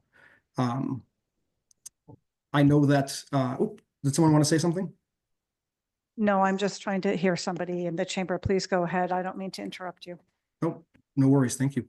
And so we, again, positioning this building on the lot was, there was a lot of considerations made to shrink it and to position it in such a way that we felt it was most advantageous for all of the neighbors, and also giving the, prospective owners of this new building, more of a backyard and as much green space as possible. So I would like to actually go up to the zoning legend here. So our lot coverage, which we originally exceeded by a small fraction, we are now significantly under. We're about, 20% under what we need to be. Our open space requirement is 15% over what is required, and then we meet again the setback requirements for both the by right and the special permit. And on the special permit side, the only exception is the left-hand side, which again, I did discuss with the neighbors and they were okay with and even appreciative of the move there. So again, going back to this garage, I know that the garage is touching, if you will, is a regulation. And I felt in this instance, that sort of relief, asking for that made more sense, specifically because it eliminates the need for a third curb cut and eliminates a lot of asphalt, a lot of impervious area. So really the only impervious area are these sort of very small, minimally sized driveways just to allow a car to park in the garage and then one more in front of each of the buildings. Everything else is going to be landscaped, whether it's mulch beds and plantings or grass. And then the walkways from each of the driveways, if we're using the trick or treat test, are sort of very intuitive and will be pavers. Other than that, there's a couple of, open landing steps to the backyard. It's a very, very, very flat lot, no proposed grade changes. And the amount of trees that we need to remove has actually gone down since we repositioned the building. Originally this tree in the back right corner was going to have to come out because we were getting close to sort of the protection area, and it would be sort of hovering over the old building. In this instance, because it's very centrally located on the lot, there's already a lot of open space here. So, being great 16 feet or greater sort of all the way around, we really aren't going to disturb any of the trees on the perimeter of the lot or any of the neighboring lots. So, we do feel that this is a very sort of reasonable, project. And again, I'll just draw your attention back to sort of this image here. And if I was to draw a line down the middle of this building and then make this unit have a 2-car garage, you are effectively looking at what is a by right project. But we just feel that the 3 smaller units are more in line with what the rest of the neighborhood calls for. And so I guess I've said a lot, so I'll stop there, and I'm happy to answer any questions. Thank you, Nico. We probably will have some questions, so stand by. Let's hear now from planning. Ms. Weaver. Sure, thank you, Madam Chair. Let me just share my screen with a presentation.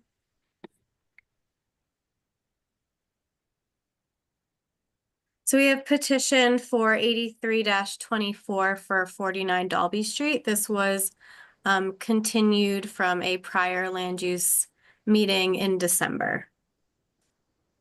Just to remind everyone of the context here of the neighborhood, the site is located in Nonantum between California and Watertown Streets. It is within an MR2 zoning district. However, there are other multi-residence zones with the MR1 zone nearby on Chapel, as well as a manufacturing zone also on Chapel. And further south along Watertown Street are business zones. And you can kind of tell on this visual that Dalby is comprised of narrow lots supporting 2-family dwellings.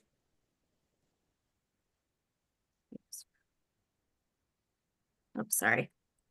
So the petitioner was seeking more relief than they require now. So for the use to allow a reduced minimum lot size, to allow reduced per unit, to allow reduced side setbacks, allow a reduced rear setback, exceed maximum lot coverage, allow reduced open space, allow parking in the front and side setbacks, and to allow parking within 20 feet of the lot line.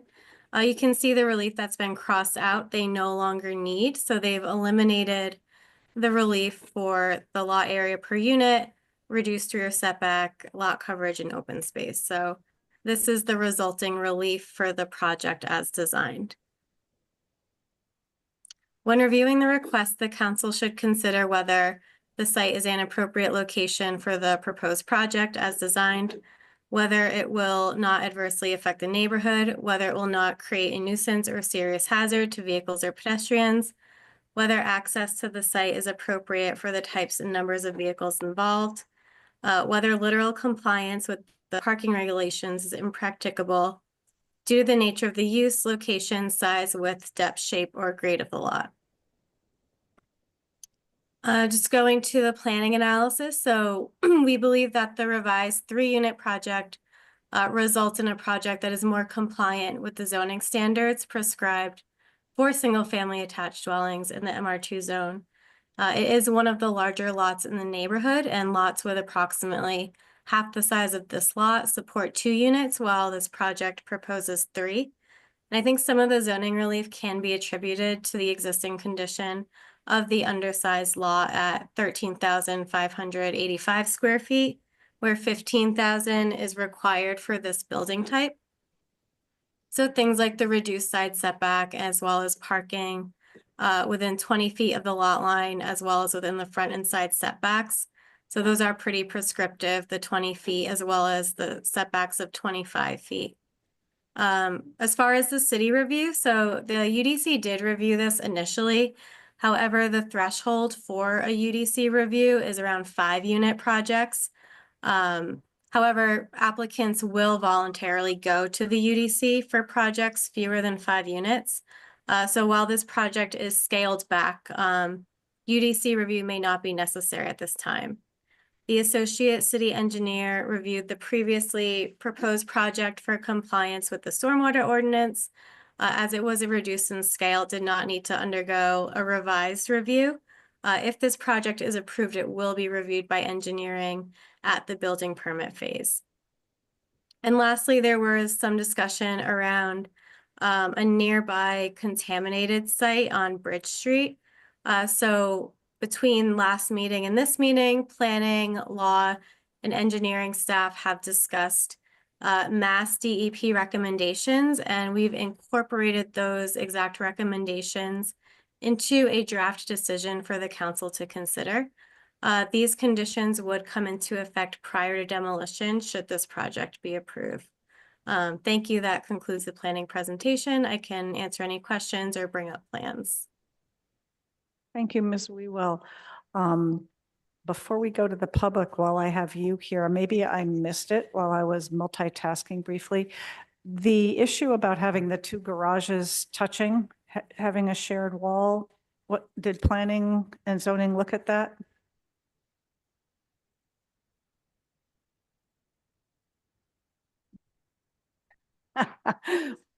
We can come back to that. Let's see, in the meantime, if there are any members of the public who would like to speak on this proposal. I don't see anyone in the chamber. There's somebody. Terry Sorrow.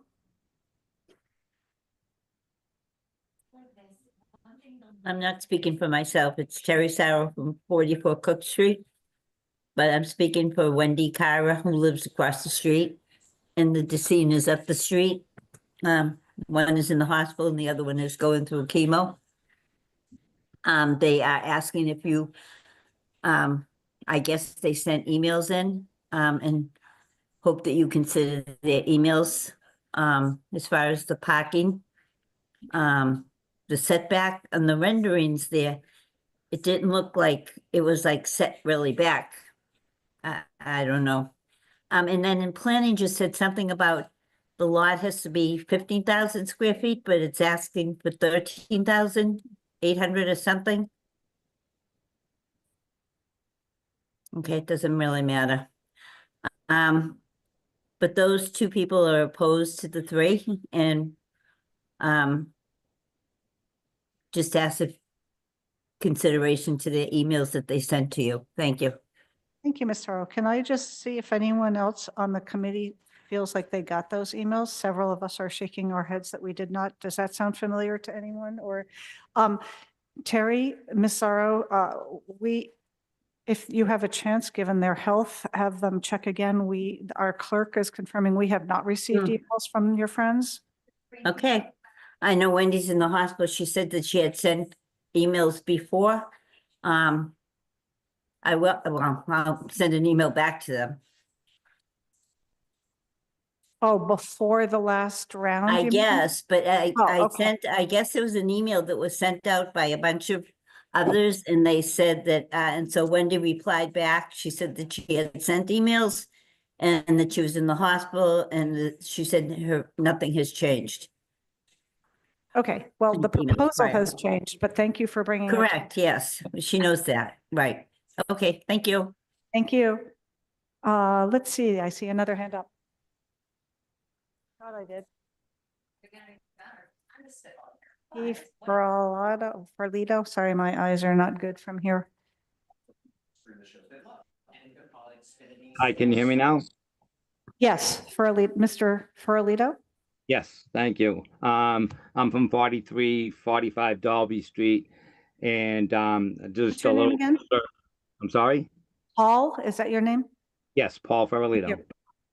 I'm just concerned hearing that Wendy's email wasn't received and want to confirm with Scott that he received my email yesterday. Yes, sir. He did. Yes, we did. Okay. So any of those questions going to be raised tonight, or do I have to raise them personally? While you have the floor and you have people here who could answer you, rather than just having it be in our mail, why don't you run through what your main points or questions are? The main points were, why was the community not involved with these revisions? And why did Nico not meet with the neighborhood and review the changes? Nico, would you like to answer these Sure. questions?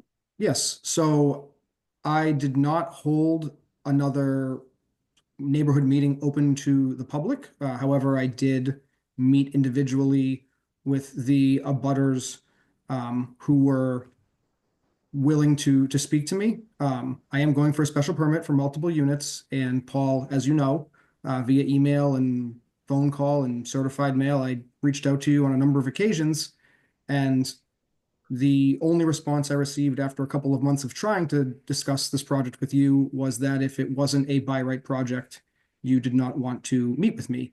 And so from there, I just sort of stopped trying, because if it was a by right project, it's by right, which means I wouldn't have to discuss that with anybody. So, that being said, I did take a lot of your initial comments into consideration. It's the reason I moved the building as far to the left as I possibly could. It's the reason I repositioned the garage to minimize the amount of windows overlooking your property. And it's also the reason I scaled the building down to actually meet the by right requirements in every conceivable way except number of units. So thank you.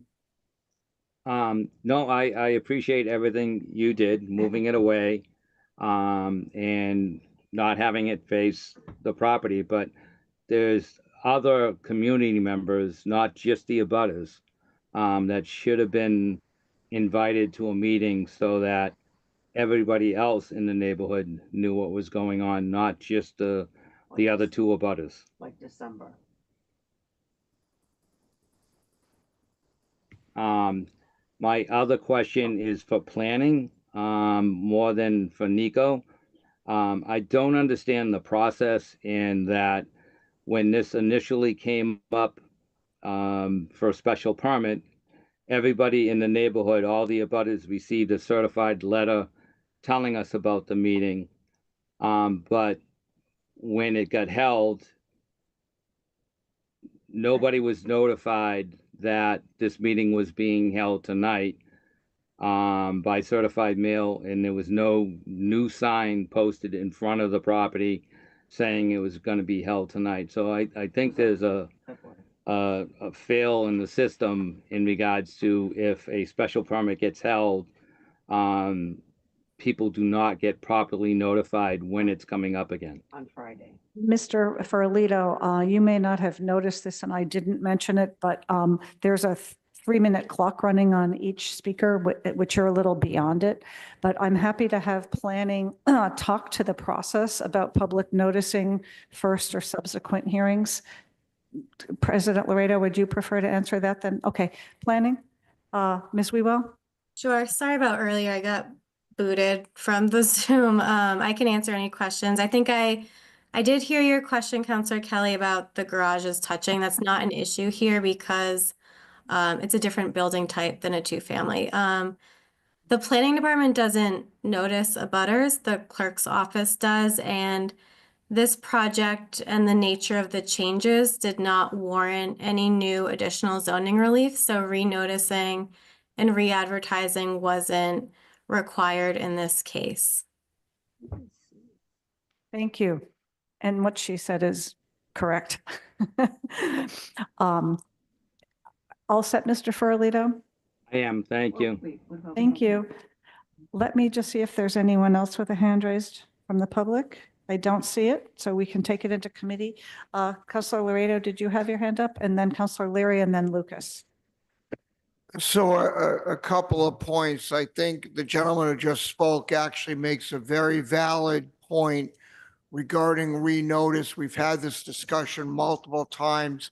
It's not legally required. I would respectfully suggest, even though it's an extra expense, that it is troubling that members of the public don't receive any notice after the initial one. And this is not the first time we've heard that concern. So I think it's something to be considered about better ways to do that. I'll leave it at that. A question for the developer, because I'm going to start asking this question more often. Are you set to build? Do you have your financing and your construction team in place so you can go forward if we approve this? So as the developer, I am also the general contractor. So it's actually me pulling the permit.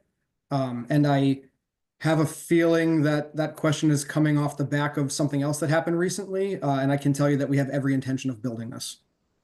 So the short answer is you do have your financing in place and you are the construction person. So you're the general contractor, correct? Correct. Okay. Just want to make sure that when we approve things to the best of our ability and we have no control over that, they actually get built, because if we're going to approve something, we want you to succeed. Thank you. Thank you, President Laredo. Councilor Leary. Thank you, Madam Chair. So I am also sympathetic to the noticing issue here. And when we had our first public meeting, you know, we did hear from a lot of members of the public, and the people that have been mentioned were people that really preferred a by right project. So what I would consider doing is, well, first of all, I think this project, I want to just say that to Nico, that I really appreciate the work and effort that had gone into this project, and that you were working to meet the concerns of the Ward 1 councilors in particular, who were concerned about the amount of relief that you were requesting. So when you went over the new project with us, we were very pleased with it, and you had made a great effort. And I think it's a nice project at this point. But I would be willing to, when at the appropriate time, to make a motion to approve subject to second call, so that I could meet with Mr. Ferlito and any other members and make sure that we do get their emails and circulate that to the committee to make sure that we're hearing their concerns. But what I did hear initially was from Ms. Kyra and Mr. Ferlito that they preferred a by right project. So if there's anything more, I can give that information to the committee. And then I had, my concern actually is more over the issues with the groundwater contamination. And I wanted I know that Ms. Wewell had mentioned that in the special permit. So there are conditions that were DEP recommendations, and the LSP here is Matt Grove, who works for the company that's been working over the last several years on this issue. Initially, the owner of this property would not allow anyone in to take air samples. That changed when the property was being prepared for redevelopment. So I just wanted to double check that in the conditions that we're going to have the 6 conditions that were required, that a licensed site professional will evaluate the site and develop a dewatering plan in accordance with DEP requirements if dewatering is required. They're going to design a vapor barrier and passive venting system called a subslab depressurization system with the option of converting to an active depressurization system before the building permit is issued. Have an LSP evaluate the stormwater system, and this was a concern of Mr. Daglian, so that it does not compound the migration or mounding of the contaminated groundwater on site. Some pumps with the new building must be sealed as they can be a source of infiltration of gases. Existing monitoring well must be secured and protected, or if that is not possible, replaced with a similar well in a similar location. So those monitoring wells are in the public way, so they're not on the property, generally speaking. They did do an air grab test on January 28th, and there was no detection of TCE or PCE or any vapor intrusion at that time, and they don't think that it's a real concern at this time. But I just want to make sure those are on conditions that we're following up, and any new owners that move in there are aware of that they might be having these subslab depressurization systems in the units, and they're aware of what they're for. Thank you, Councillor Leary. Councillor Lucas. Thank you, Chair. I have a bunch of questions. First one is for Ms. Wewell, if you're still with us on Zoom. I just want to go over just something that Councillor Leary said and this DEP condition. If this was a by right project, would we, the city of Newton, still ask the developer, would we still be going through this process to build a 2-family home by right? Hope that makes sense. Yeah, and I can also maybe bring in Attorney Temple. It's not something planning would check for, so I'm not 100% sure on that, but I believe the engineering division would in their workflow. But Jonah, I'm not sure if you have a sense of that. Yeah, I think this is somewhat of a unique situation, but I'm sure that this level of review and requirements would be pretty similar if this project was by right, because it's still gonna have to go through engineering jurisdiction for stormwater review and approval, and the city engineer would have the authority to impose these similar requirements regardless of the special permit. Okay, thank you. That's good to know. Questions for Nico. So you were last here in December, and my recollection is that it was a late night and we didn't really have a chance to ask questions, just really provide feedback on the project. So I didn't have a chance to really speak to you on a one-on-one basis like I am now. But while I have you here, my first question is, and let me just say, this project is much, much better than the prior one. I think the prior one, you had 9 items of relief. This one is 5 items of relief. My question is, why didn't you just come forward with this project back in December? That's a great question. Our personal belief was that the 4 units in their configuration did fit the neighborhood. It was, the 9 items of relief were there partially because when you flip from a by right project to a special permit, the requirements get a little more strict. But yeah, out of the gate, we thought that we had designed something very nice, and although the design was received fairly well, I think the layout and the scale of it were not. And so we went back to the drawing board. Okay, well, I'm glad that you did. As I said, this project before us today is much better than the prior one. Just some basic questions. Are you changing the grade on this site? No, it's a completely flat lot. We've already done test pits. It's going to be exactly what you're seeing in the renderings, as low to the ground as we can. Okay. We've had other projects in Nonantum where we saw the renderings and it didn't come out to the way how we thought it was going to be. So that's why I'm asking that question. That's not on you, by the way.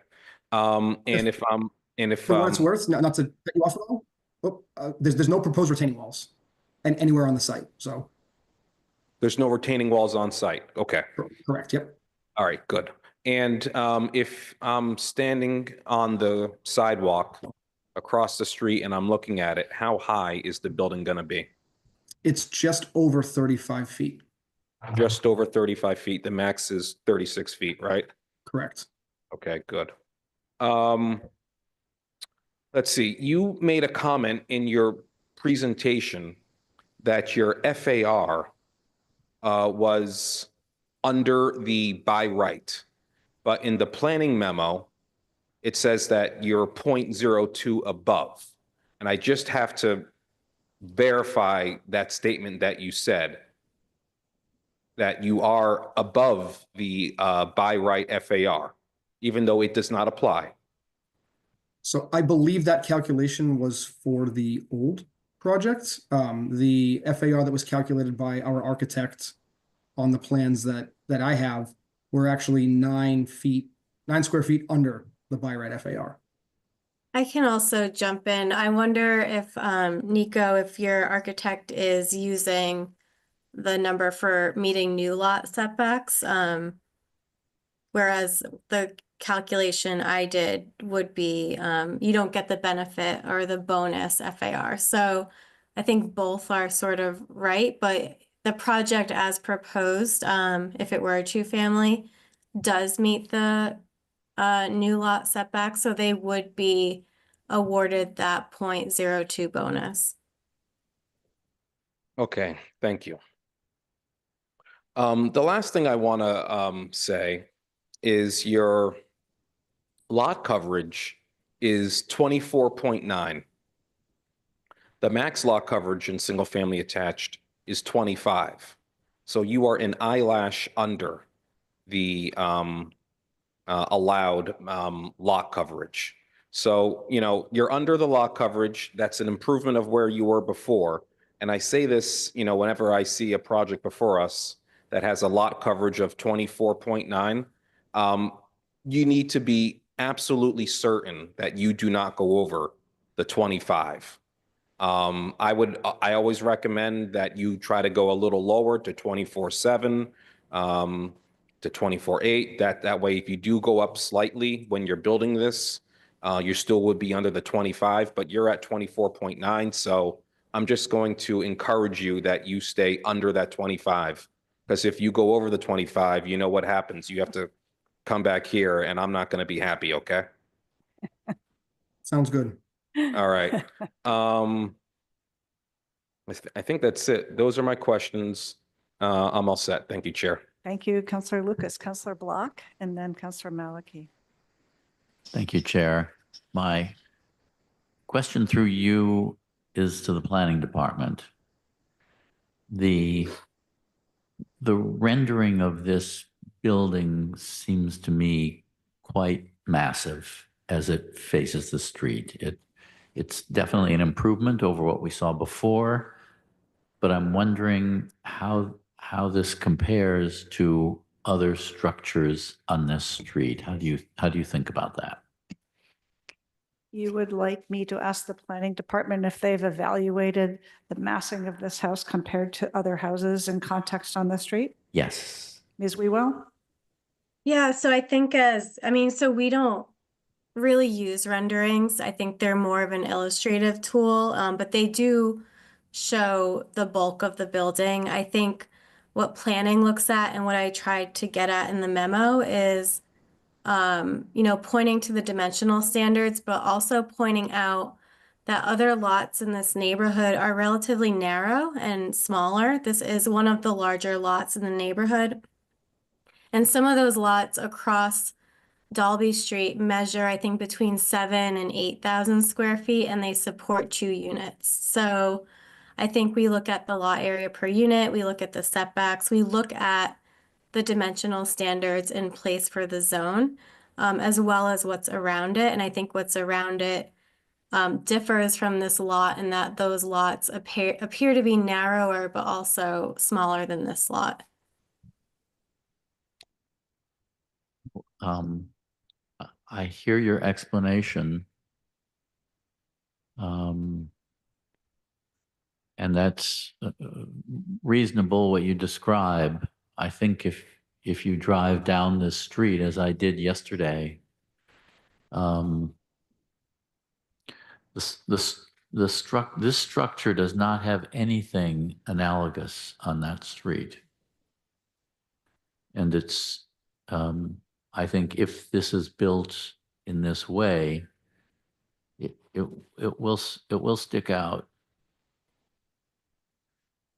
Okay, that's it. Thank you, Councillor Block. Councillor Maliki. Thank you. And can I call you Nico? I'm not sure how to pronounce your last name. This is greatly improved from the last time I saw it, which I think was that summer meeting last year, when I asked you if you had an arborist. And do you now have an arborist? We do. Okay. And has he looked at the situation with the very large oak, which has been described by a neighbor as a 4-foot oak on the just over the left side property line? Yes. Okay. Does he feel that, who is the arborist, by the way? Her name is Susie Nacco of Serious Landscapes. Oh, okay. Susie and does she feel that the distance of the building is adequate to basically not kill that tree? Because that, I can see it on street view. It's a huge oak and huge benefit to the neighborhood in terms of cooling the air and absorbing stormwater, and especially if people are concerned about what's in the water chemical wise, would not want to lose that tree. Yes. So as part of our tree protection and replacement plan, that tree is actually to be protected. Okay. So she or somebody's going to ensure that the excavation doesn't go any closer than necessary, and that any roots that are cut, you're going to be clean cuts, not ripping them up with a excavator. Correct. And that was part of the reason for positioning the building where we did. Ultimately, I would have liked to push it as far to the left as possible. But in order to avoid sort of disturbing the existing trees on that side of the property, we did, move it further away than originally proposed as well. Okay. All right. That's very encouraging. And I'm really glad you're further away from the trees of that belong to the rear abutter as well. And so you're basically going to have things fenced off so that no one's digging or no one's storing materials or anything in the tree protection zones, correct? Correct. Great, thanks. Thank you, Councillor Maliki. Can always count on you to be looking out for the trees. That sounds like a nice oak. Are there any other questions or comments from the committee? Mr. Farolito, your hand is still raised? Is your hand still raised? It is not. I don't know how to turn it off. Okay, thanks. I didn't want to miss you if you had something else to say. Thank you very much. Okay, Councillor Leary. Thank you, Madam Chair. I'd like to move to close the public hearing. All in favor, say aye. Aye. Is anyone opposed? No. Aye. Thank you, Councillor Downs. I'd like to make a motion to approve subject to second call so that I can report back to the city council regarding meeting with the neighbors who were unable to either send emails or to didn't get reached out to. Okay. I appreciate that extra effort you're going to put into that. Let's take a look at the findings and conditions.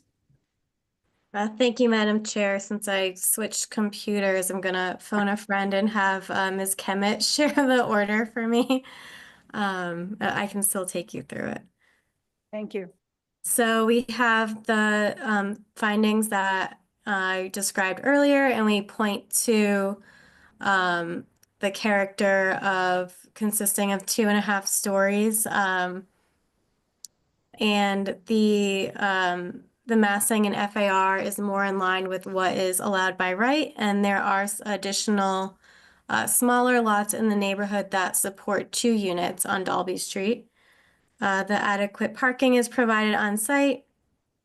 And lastly, compliance with the parking requirements is impracticable, largely due to the additional paving it would require to be located outside of the setbacks and within 20 feet of the lot line. So moving to the conditions, the first condition, the plan referencing, has been updated to include the revised plans that we received for this hearing. And then moving down, we'll require an operations and maintenance plan for engineering. And then condition 3 is the condition that we've worked with the city engineer on. So you'll see those recommendations from Mass DEP that we, worked on this language with John Daglian, as well as Attorney Temple. And I think one of the ones has been combined into 2. So that's why there's 5, I think, instead of exactly 6. So I think C was combined. Rodent control condition, that's standard for these types of projects, as well as construction management plan.